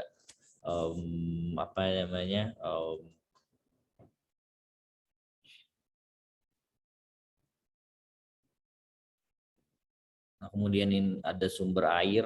Nah, ini di Palestina. Nah, kita juga punya satu lembaga kemanusiaan yang alhamdulillah sekarang sudah menemukan spesialitinya. Dari dulu kita buat Sinergi Foundation Rescue, kemudian kita bikin Sinergi for Humanity. Sekarang karena tim ini punya punya specialty di pembuatan jembatan, akhirnya mereka sekarang menjadi sasakala gitu. Nah, ini sudah alhamdulillah sudah punya portofolionya membantu teman-teman di beberapa kabupaten di Indonesia membangun itu jembatan untuk transportasi anak-anak yang sekolah, bisnis dan lain-lain. Nah, ini partner-partnernya kita. Nah, di Wakaf Pro 99, nah ini yang saya geluti sekarang. Jadi alhamdulillah pada saat pandemi kemarin 2020 sampai sekarang kita berhasil membuat 5 perusahaan. Ada Wakaf Pro Multimedia Internasional, saya juga terlibat di dalamnya. Kemudian Wakaf Bintang Nusawangi, Property Land, Upgrow, dan Wakaf Distribusi Utama, gitu, dan Wakaf Pro as a Syariah Investment Company. Nah, ini beberapa kegiatannya seperti ini. Kita punya tadi wakaf produktif untuk makanan, misalkan ada ada cuan Serayu, ada kopi Hai. Nah, dari sini anak-anak nongkrong, ngobrol dan lain-lain, kita kita sharing tentang wakaf produktif yang alhamdulillah ternyata 5 perusahaan ini bisa dibilang 3 diantaranya terjadi di tempat wakafnya Sinergi di Kopi Hai gitu. Jadi ngobrol-ngobrol tentang sharing kreatif industri di tempat wakaf, akhirnya kita bikin perusahaan wakaf, alhamdulillah, yang secara sharing saham itu kepemilikan si Mudoribnya itu ownernya cuma 30%, 70%-nya itu diserahkan lagi untuk yang propertinya. Nah, ini Wakaf Pro, perusahaan yang bergerak di bidang virtual reality, animasi, yang memang memfokuskan produk-produknya untuk untuk media dakwah yang lebih kekinian, lebih ngepop lah. Nah, ini juga alhamdulillah kita punya perusahaan yang bikin perfume dan lain-lain. Ini dengan kegigihannya dia nih berwakaf gitu ya dengan modal dan upaya seadanya beberapa bulan mewakafkan sahamnya. Alhamdulillah sekarang dia diwakafin lagi pabrik gitu. Itu luar biasa sekali. Kalau misalnya ditanya bagaimana caranya kita berkembang gitu dapat aset sana sini, ya ikhlas sama silaturahmi sih. Gitu. Nah, ini salah satu yang kita kembangkan sekarang, ada kita sebutnya teras Lembang di Lembang. Nah, kita dapat wakif yang mewakafkan tanah seluas 4 hektar, kalau dinilai asetnya sekitar 200 miliar. Nah, itu akan kita bikin halal tourism yang berbasis wakaf produktif. Di dalamnya ada apa aja sih di situ? Nah, di dalamnya akan seperti ini. Ini memang alhamdulillah Sinergi Foundation mempercayakan konsepnya ke saya as a Chief Innovation. Jadi saya membuat satu konsep di sana, tempat di mana si kawasan itu tuh akan jadi seperti Disneyland, akan jadi seperti Universal Studio, tapi semuanya kontennya Islam banget gitu. Nah, alhamdulillah dengan konsep tersebut kita diwakafin desain oleh gubernurnya kita Ridwan Kamil. Terus di sana nanti akan ada digital tunnel Al-Quran, akan ada dome theater. Pokoknya kalau misalkan ditanya kayak gimana, kayak Disneyland dan Universal Studio lah.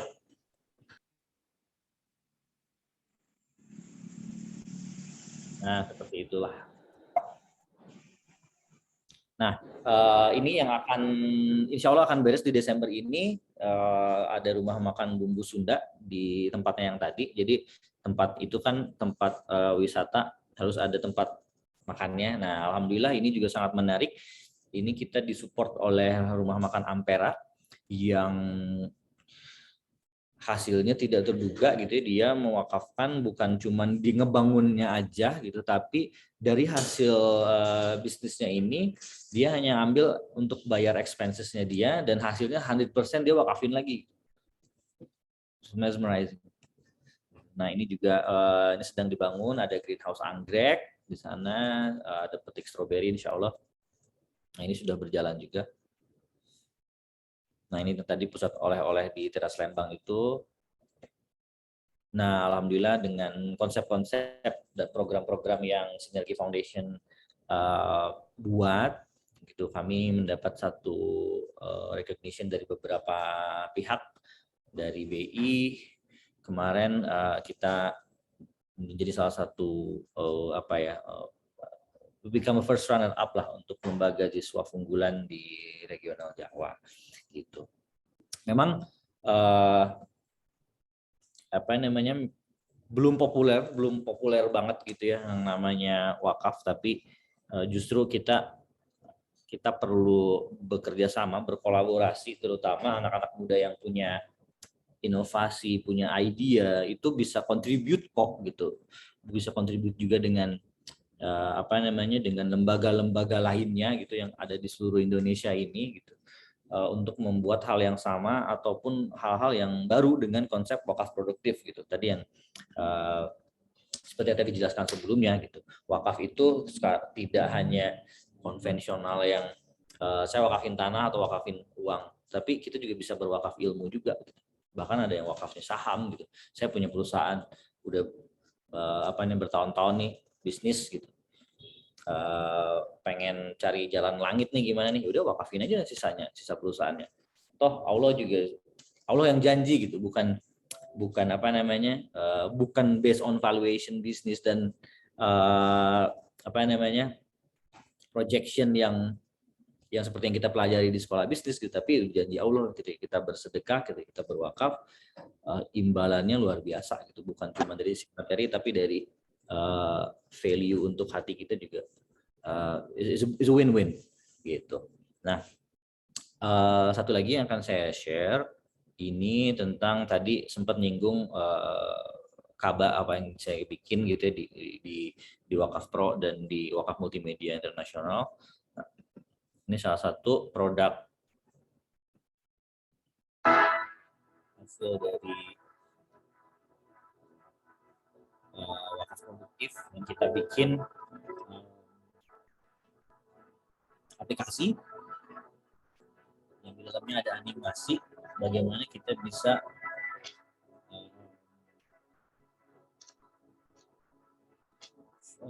simulasi umroh dan haji.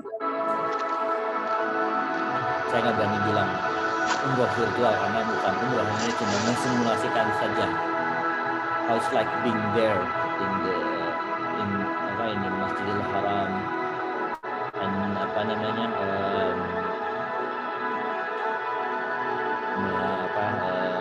menikmati atau menjalankan all the pillars-nya, rukun-rukunnya.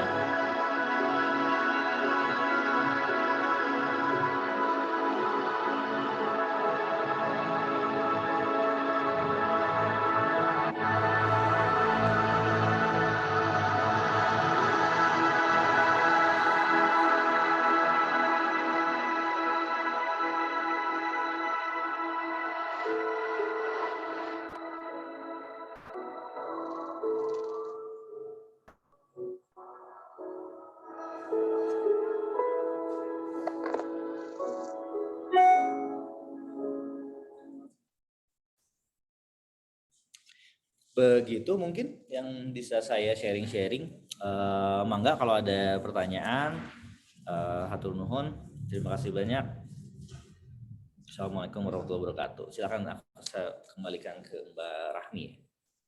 Ya, luar biasa sekali tadi itu sedikit ini ya tentang yang sekarang Mas Gary gelutin ya. Banyak sekali kayaknya orang-orang yang jiwa-jiwa ikhlasnya itu berkontribusi lewat wakaf melalui Sinergi Foundation gitu ya. Itu juga mungkin ya bidang yang digeluti oleh Mas Gary tentang pembuatan animasi dan lain-lain itu juga bagian dari sosialisasi yang baik juga ya untuk kan manusia itu makhluk visual ya. Jadi Betul. mungkin bisa tadi kan kalau Pak Rahmat bilang literasi tentang wakaf kita itu masih sangat rendah, bisa jadi karena mungkin selama ini masih membahasnya secara normatif, masih seperti kita ini sekarang masih ngobrol-ngobrol aja, diskusi-diskusi, nggak langsung melihat visualnya gitu kan. Untuk melihat visual secara langsung kan kadang-kadang sulit ya, harus ke lembaga wakafnya kah, atau justru untuk berkecimpung langsung itu kan sulit, nggak semua orang. Bisa jadi lewat animasi tadi ya, untuk mensosialisasikannya dengan baik. Luar biasa sekali. Ini bisa jadi salah satu cara tuh. Ya, saya jadi ingat nih, sorry aku potong. Iya, silakan. Bulan ini itu ada beberapa startup gitu ya di Bandung, dan salah satunya ini kalau nggak salah animatornya orang Malang kalau nggak salah ya, saya lupa. Nah dia berkreasi membuat satu animasi bareng-bareng dengan kita juga, membuat satu animasi tapi kita mengedepankan value-value-nya Islam. Nah, saya bisa share di sini ya. Ya, silakan. Masih ada waktu kan ya? Nah, ini dia. Mungkin waktunya 10 menit cuma ya Mas ya. Ini 5 menit.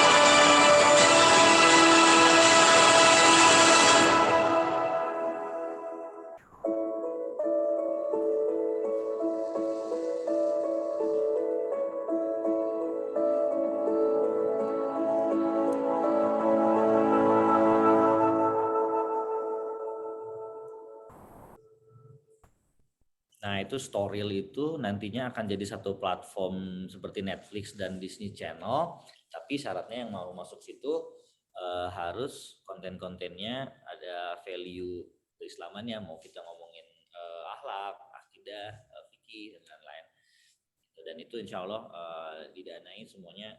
Jadi eksekutif produsernya kalau dalam film tuh wakif-wakif. Ada animator, misalnya saya mau bikin film, ya udah ini wakifnya bikin. Wah, luar biasa sekali. Ini nggak cuma bisa mewakafkan harta, tapi juga bisa mewakafkan ilmu juga ya Mas ya.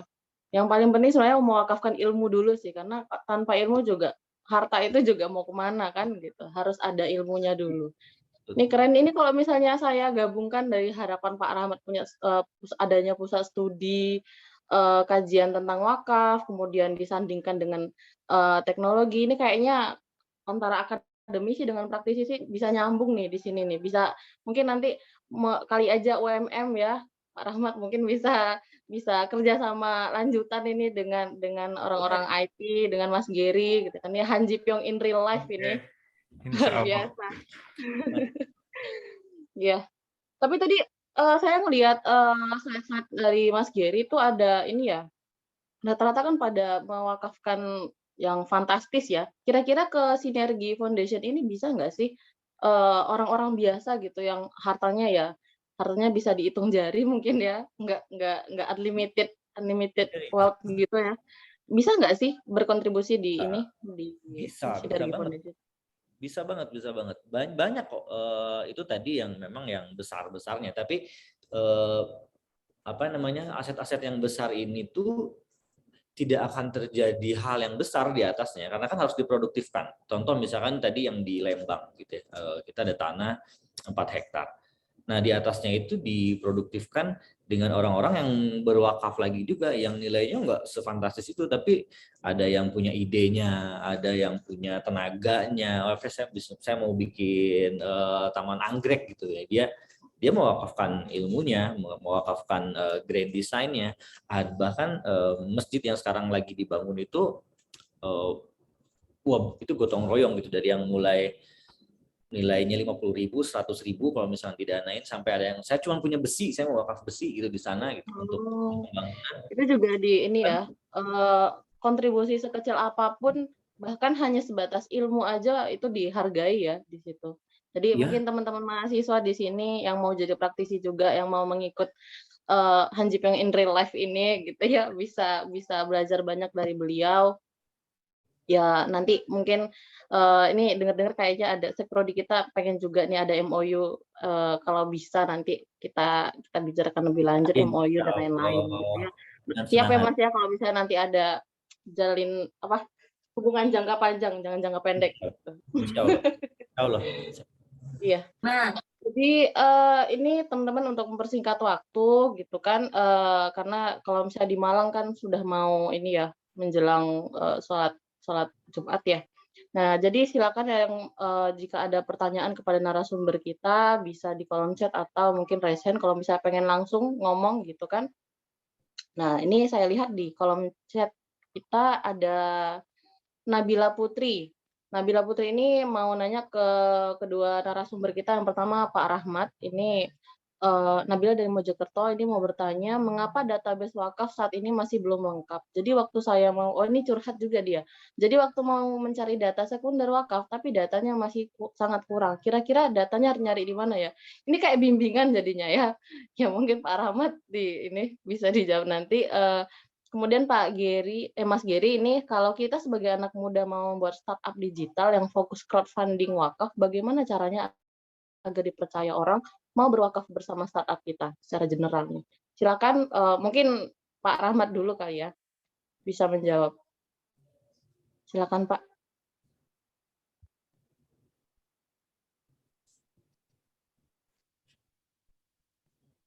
Pak Rahmat. Are you there? Apa trouble nih ya ininya? Atau boleh deh Mas Gary dulu untuk mempersingkat waktu.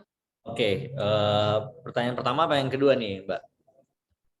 Ya, pertanyaan yang kalau tadi sih dari pertanyaan kita lebih nanya ke yang kedua tadi ya.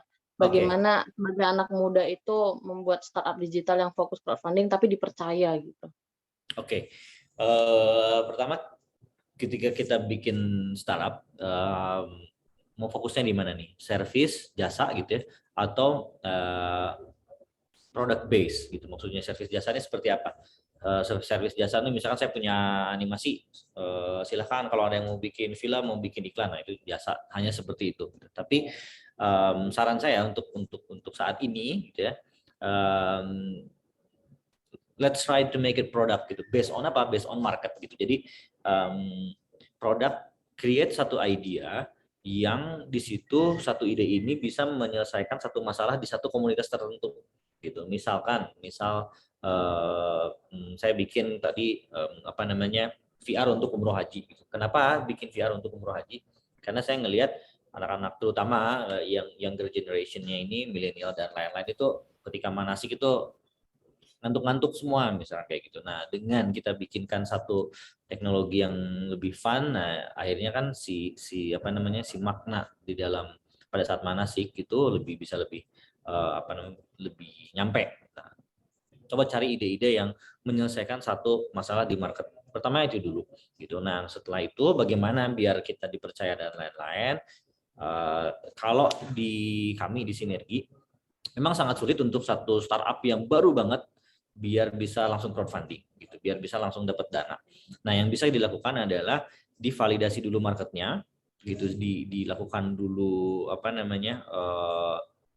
memvalidasi si ide tersebut gitu. Jadi bikin dulu kuesioner, bisa bikin dulu pokoknya kita mulai dari hal yang terkecil. Misalkan bisa bikin poster, bikin dulu desain posternya, bisa bikin mock up, bikin dulu mock up-nya yang nggak perlu pakai dana yang gede-gede. Nah, dari MVP istilahnya gitu ya, minimum valuable product gitu.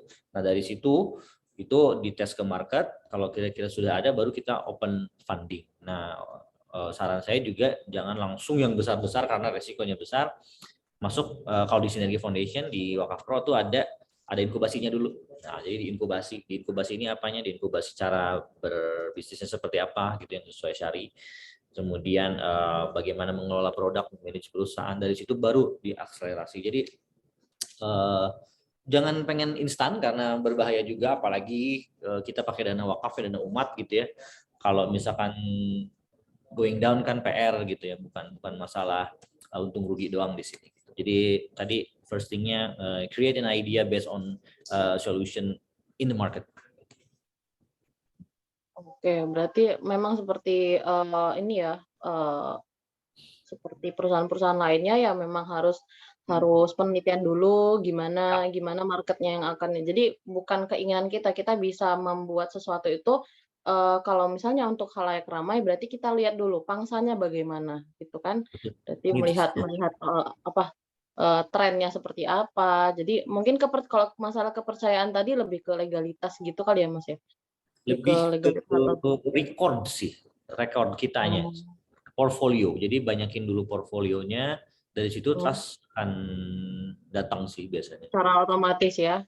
Ya. Dan juga doa mungkin ya, doa. Kalau misalnya kita ikhlas biasanya itu ada jalannya dibukakan oleh Allah Subhanahu Wa Taala biasa. Sedekahin aja dulu, keluarin aja dulu. Mau dapat berapa nih? 1 juta US dollar. Iya. Nah, berarti berapa ribu tuh keluarin tuh. Iya. Untuk ini Pak Rahmat sudah hadir di. Ya, mohon maaf. Oh iya. Tadi pertanyaannya perlu saya ulang Pak. Ini tadi nanyanya mungkin tentang data kali ini kayak bimbingan dia nih sebenarnya. Mengapa database wakaf ini masih belum lengkap gitu? Dia nyari data sekunder itu Nabilanya.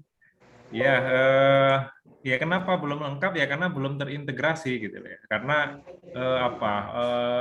setiap sub itu kan mengurusi tentang wakaf. Misal kayak Kemenag ada Direktorat Zakat dan Wakaf. Kemudian BI, Departemen Ekonomi dan Keuangan Syariah juga ngurusin wakaf. Kemudian ada BWI juga ngurusin wakaf juga. Jadi mungkin ya itu tadi, makanya meneropong wakaf ke depan itu harus ada satu database gitu ya. Artinya itu untuk semua gitu misal. Jadi lebih ke pembangunan infrastruktur untuk database tadi ya Pak ya.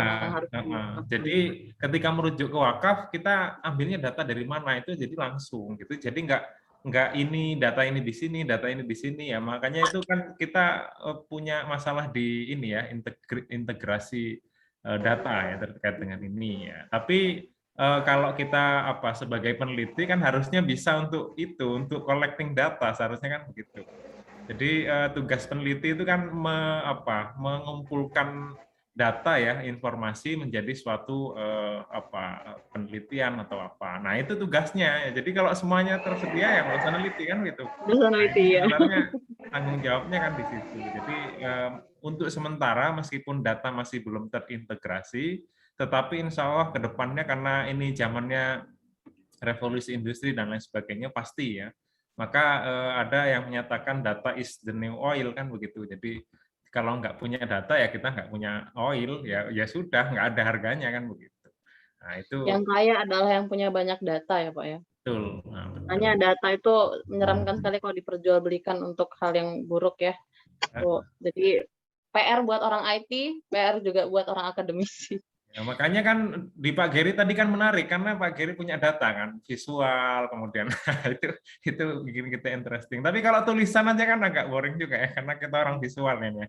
Apalagi generasi milenial, generasi Z itu ya kalau tulisan pasti udah ngantuk duluan, tapi kalau video gambar itu cepet ya, cepet nangkepnya karena ada feel-nya di situ, ada experience, ada visual, ada ya imajinasi lah dan lain sebagainya. Itu mungkin dari saya. Oke, terima kasih Pak Rahmat. Langsung ke penanya kedua ini dari Anissa Kartika dari Jakarta, tetangganya Bandung nih ya. Saya mau bertanya untuk Kang Geri dan Pak Rahmat, bagaimana mengelola wakaf produktif selama pandemi? Apalagi jika kita mengelola dana wakaf tersebut pada bisnis yang sedang terdampak pandemi. Coba dari akademisi dulu deh gantian yang pertama. Oke, terima kasih Bu Anissa Kartika ya. Jadi saya mencoba dari sisi akademisinya saja. Nanti untuk teknis mungkin Pak Geri ya yang lebih expert ya untuk menjawab terkait itu. Sejatinya kan wakaf itu diserahkan dari wakif ke nadir untuk dikelola.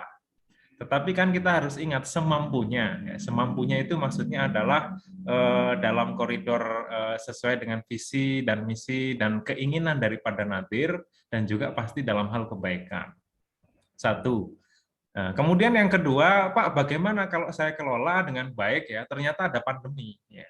Kan dalam konteks ini kan resikonya eksternal resiko ya, jadi bukan resiko karena salah kelola, bukan karena salah apa, itu dulu. Jadi niatnya itu sebenarnya wakaf produktif kan nggak harus untung ya dalam konteks ini ya. Itu jadi asal dikelola dengan baik, masalah hasil kan itu urusan Allah kan, kita hanya ikhtiar saja. Yang penting kan kita sudah mencoba dengan baik, tapi ada pandemi, ya itu tadi, fa innamal usri yusra ya. Jadi di sisi lain pandemi itu menyusahkan orang lain ya.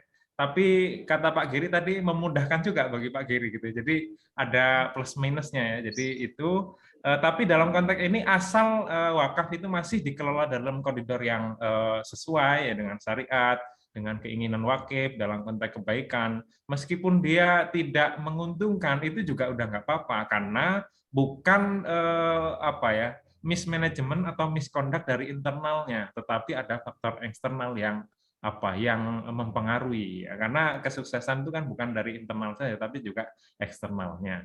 Cuman dalam konteks ini ya itu tadi ya, saya tadi mendengarkan dari Pak Geri, kita ya harus pivot ya, harus cari otak untuk merubah lagi, jangan konvensional lagi kan begitu. Jadi misal banyak yang jualan hand sanitizer misal ya, itu kan bisa dirubah ke sana kalau wakaf ya, wakaf apalagi kalau cash wakaf yang sifatnya adalah cair itu masih mungkin bisa diinvestasikan ke sana. Kemudian bagaimana kalau kalau dia jumlah sekolah ya, misal sekolah mahasiswanya menurun atau pendapatannya menurun dan lain sebagainya ya, berarti kan harus back to basic ya. Berarti orientasinya bukan the wants tapi the need ya. Yang kita butuhkan apa kan begitu. Ya satu gaji guru, yang kedua fasilitas ya, berarti ekspansinya ya di stop dulu kan begitu kalau dalam pendidikan. Jadi yang fixed cost-nya aja ya selama ini kan kita pakai strategi bertahan kan begitu kalau dalam konteks ini ya. Nah, itu. Jadi itu meskipun ada orang yang ngomong strategi terbaik adalah dengan menyerang. Cuman kalau terlalu nyerang ya kebobolan juga nanti juga bahaya ya. Karena ini juga wakaf ya. Wakaf itu adalah amanah. Jadi tidak bisa serta-merta kayak business profit as usual ya seperti biasanya. Jadi tetap dalam koridor. Kuncinya adalah selama aset wakaf itu dikelola dengan amanah, jika ada faktor eksternal ya yang bukan daripada nadir, itu kan berarti masih masih dimaafkan lah kalau dalam konteks ini ya. Jadi asal tidak berkurang asetnya atau asal tidak meruginya terlalu banyak dan itu bukan bagian daripada salah daripada nadir ya insya Allah mau melihat kan begitu, karena amanah itu kan ittaqullaha mastata'tum kan begitu, semampunya gitu ya, bukan semaksimalnya, bukan, tapi semampunya ya begitu. Itu jawaban dari sisi akademisnya ya. Terima kasih. Oke, terima kasih Pak Rahmat jawabannya. Kita mau dengar dari praktisi nih. Coba Mas Gary gimana? Masya Allah, Pak Rahmat, iya setuju banget sih tadi, sebenarnya nggak beda jauh Mbak. Bagaimana kan gitu, bagaimana mengelola wakaf pada saat pandemi gitu ya, terutama pada bisnis yang tadi terdampak gitu. Tadi kalau dari sisi ini, dari sisi teknisnya gitu ya, pivot gitu. Kenapa bisnisnya kita nih ketika pandemi tidak berjalan gitu kan? Nah, apakah dari sisi priority marketnya berubah terhadap produk kita, atau jembatannya, maksudnya jembatannya ini jalannya produk kita menuju market ini yang terganggu oleh pandemi gitu kan. Nah, kita identify dulu problemnya ini seperti apa gitu. Jadi baru kita kelola si dananya gitu. Karena jangan-jangan solusi untuk kita keluar dari pandemi ini tuh bukan dana gitu. Bukan dana gitu, tapi cara kita the way we do the bisnisnya mungkin gitu. Nah tapi kalau kita mau scale up gitu, jelas-jelas tadi sudah teridentify, oh ya saya butuh suntikan dana misalkan gitu, butuh untuk untuk running the bisnis, dipastikan dulu dari sisi teknisnya tadi market needs-nya nih sekarang seperti apa gitu, karena ya itu tadi belum tentu ketika pandemi ini kebutuhan market terhadap produk kita ini menghilang gitu. Tapi yang bisa jadi hanya priority-nya aja berubah atau jembatannya menghilang gitu. Seperti contoh misalkan umroh gitu ya. Travel stuck atau pebisnis yang punya tempat wisata stuck gitu ketika pandemi gitu. Tapi kebutuhan orang dan keinginan orang untuk main kan tetap ada. Cuman jembatannya sekarang nggak ada nih, medianya nggak ada. Terus gimana? Oh, kita kasih solusi, kita bikin virtual tour, virtual trip, virtual apa segala macam virtual, gitu kan. Mungkin yang seperti itu sih yang perlu didalami gitu untuk para pebisnis. Oke, berarti para pebisnis itu tidak boleh mungkin sebelum pandemi lagi jaya-jayanya, ketika pandemi langsung down, jangan langsung down, tapi justru menjadi ajang untuk menambah kreativitas untuk ini harus diapain ini gitu kan. Jadi jangan stuck sampai di situ, tapi itu tadi to infinity and beyond tadi ya Mas ya. Itu perlu diterapkan dalam kehidupan kita. Dulu, nafas dulu, sholat duha dulu gitu. Biasanya petunjuk ya.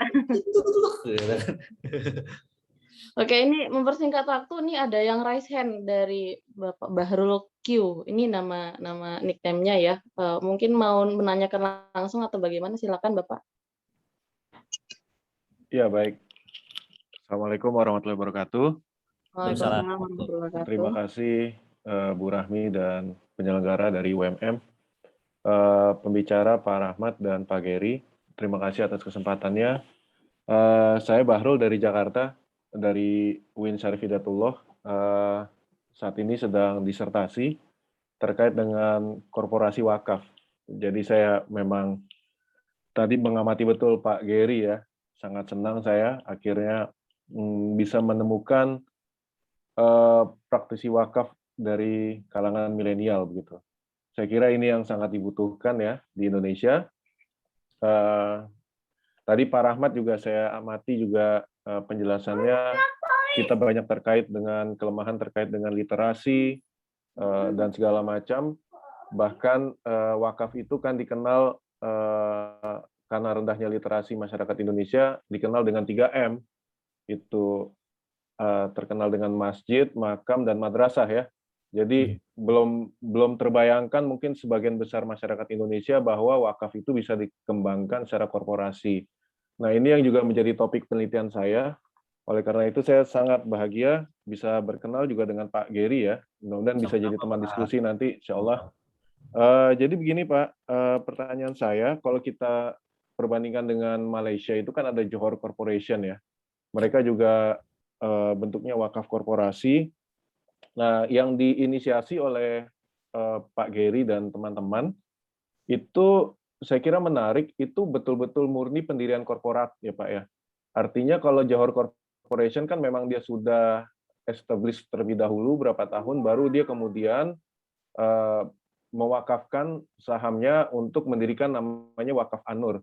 Nah ini kalau model bisnisnya dari Wakaf Pro 99 ini itu seperti apa Pak? Saya sangat menarik begitu ya, karena tadi juga digambarkan ada sinergi foundation juga. Apakah memang owner-nya itu dari foundation, lalu mendirikan PT, atau mungkin bagaimana Pak? Lalu untuk, karena tadi banyak sekali proyek Pak ya, jadi ini saya juga memikirkan memang bahwa wakaf ini memang harus dikembangkan layaknya para pengusaha-pengusaha di Indonesia besar, tapi ya mereka tidak bergerak dalam sosial bisnis ya. Seperti misalkan kalau kita bisa sebut banyak grup sebetulnya seperti grup Sinarmas, grup Indofood dan segala macam. Itu mereka memang main banyak di lini bisnis gitu ya, sehingga bisa dikenal dengan sebutan konglomerat begitu ya. Nah, saya juga bermimpi sebetulnya bahwa dengan wakaf ini kita bisa mendirikan sebuah konglomerasi umat mungkin. Jadi kembali kepada umat lagi. Nah, untuk proyek Pak, tadi itu pendanaannya itu murni dari wakaf atau mungkin Bapak perusahaannya bisa menerima juga misalkan ada kebutuhan dana itu dengan pendanaan dari pihak luar. Misalkan pendanaan dari investor, private equity atau bank begitu Pak. Oke, terus yang ketiga Pak, mungkin posisi wakaf corporation yang Bapak bangun ini sebetulnya sebagai nazir atau murni sebagai korporat, atau mungkin ada cabang atau ada subsidiary-nya yang sebagai nazir begitu. Terima kasih Pak Gary dan panitia semuanya. Ya, terima kasih pada Pak Bahrul ya dari UIN Syarif. Bisa langsung dijawab aja untuk Mas Gary secara singkat dan padat. Siap. Terima kasih Pak, pertanyaannya menarik sekali Pak. Ya, jadi pertama posisi tadi ya, posisi Wakaf Pro ini di sinergi seperti apa. Jadi memang Wakaf Pro ini dibuat Sinergi Foundation dengan kepemilikan sahamnya 99%. Ini punya Sinergi Foundation, artinya 99% ini akan kembali ke umat gitu untuk program-program sosial lainnya maupun program bisnis, program wakaf produktif lainnya gitu, seperti itu. Nah, Sinergi Foundation, Wakaf Pro ini menjadi holding company, menjadi akselerator, inkubator, dan investment company Pak.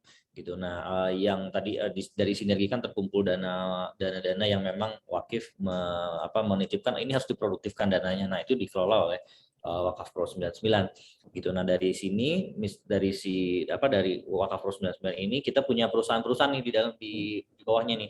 Satunya tadi ada Wakaf Multimedia, ada Wakaf Lintang Nusawangi, ada Rumah Makan Ampera dan lain-lain. Nah, itu perusahaan-perusahaan yang dimiliki oleh sahamnya sebagian besar oleh Wakaf Pro gitu. Nah, Wakaf Pro-nya ini dia cuman 1% saja gitu. Nah, jadi contoh misalkan dengan Wakaf Multimedia Internasional.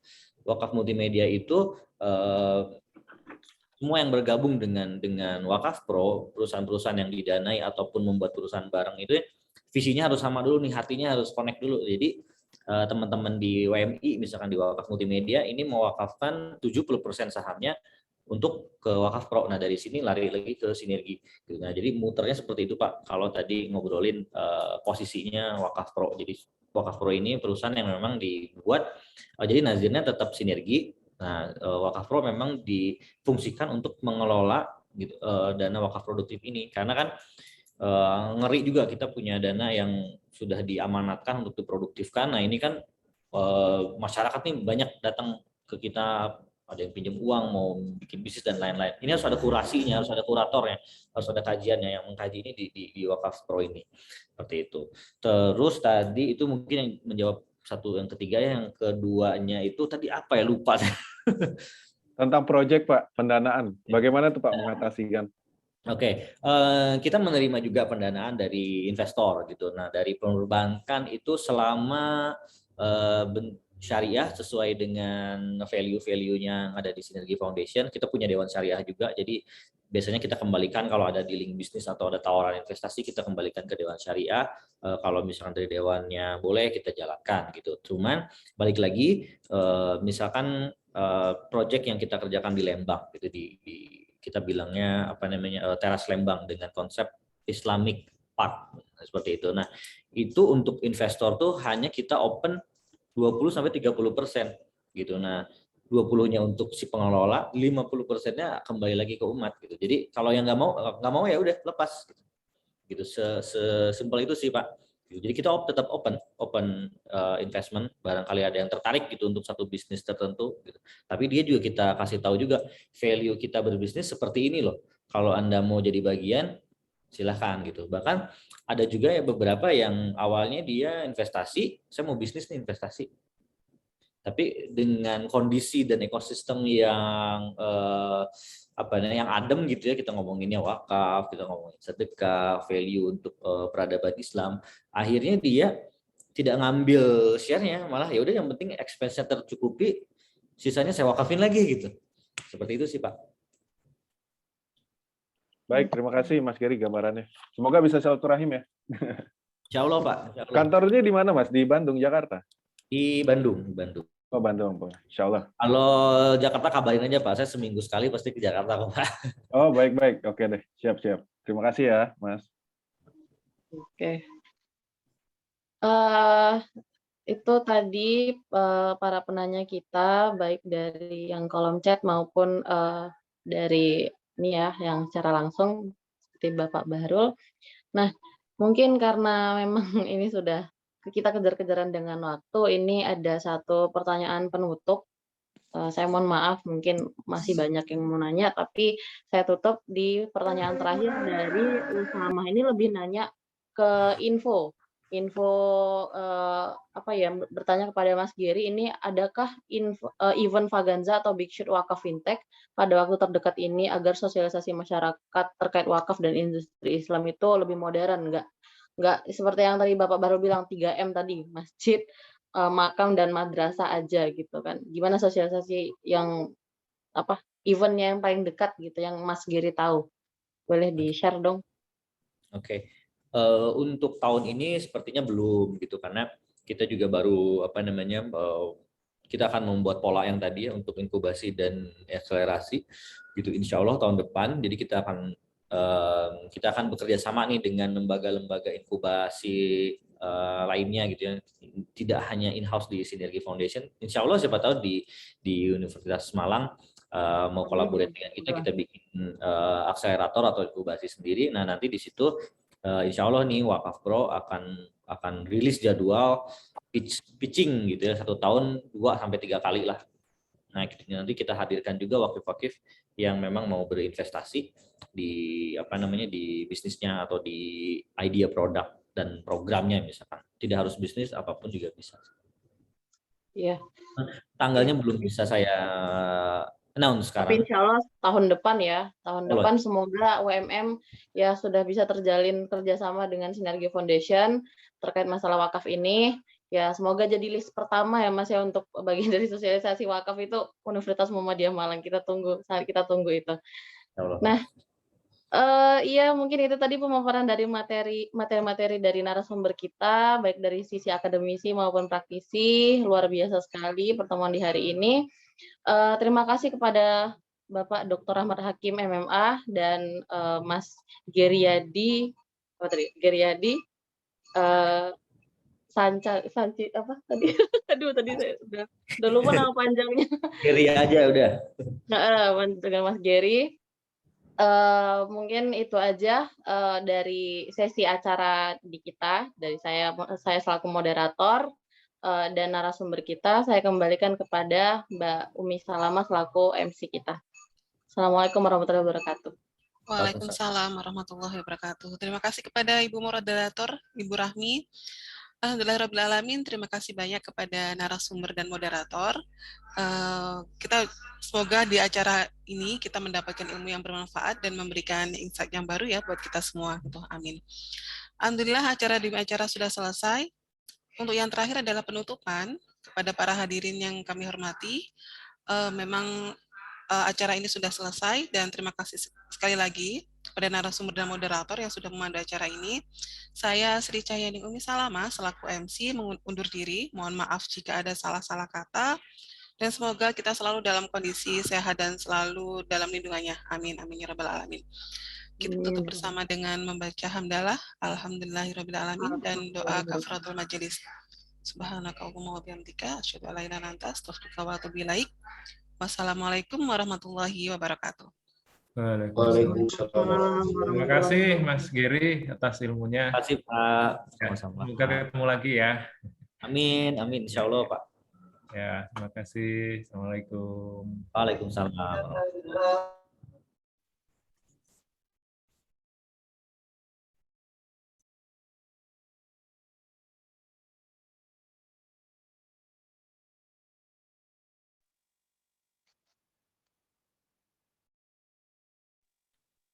Kepada peserta, saya umumkan sekali lagi, jangan lupa untuk mengisi form absensi di kolom chat Zoom. Sudah kami kirimkan linknya untuk sertifikat acara. Terima kasih.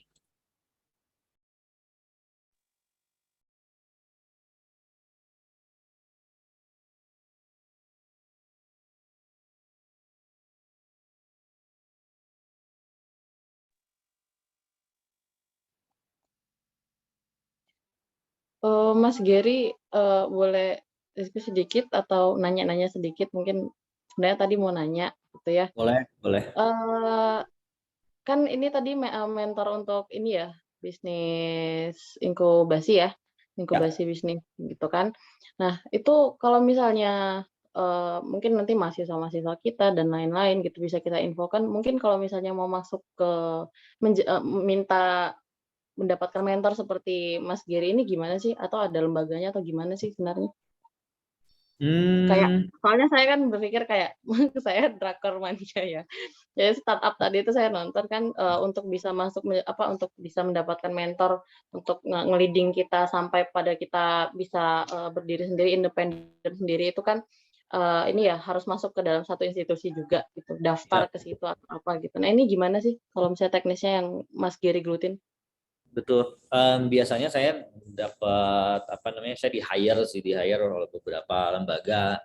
Misalkan di kementerian saya di hire Kemenparekraf untuk jadi salah satu mentor inkubasi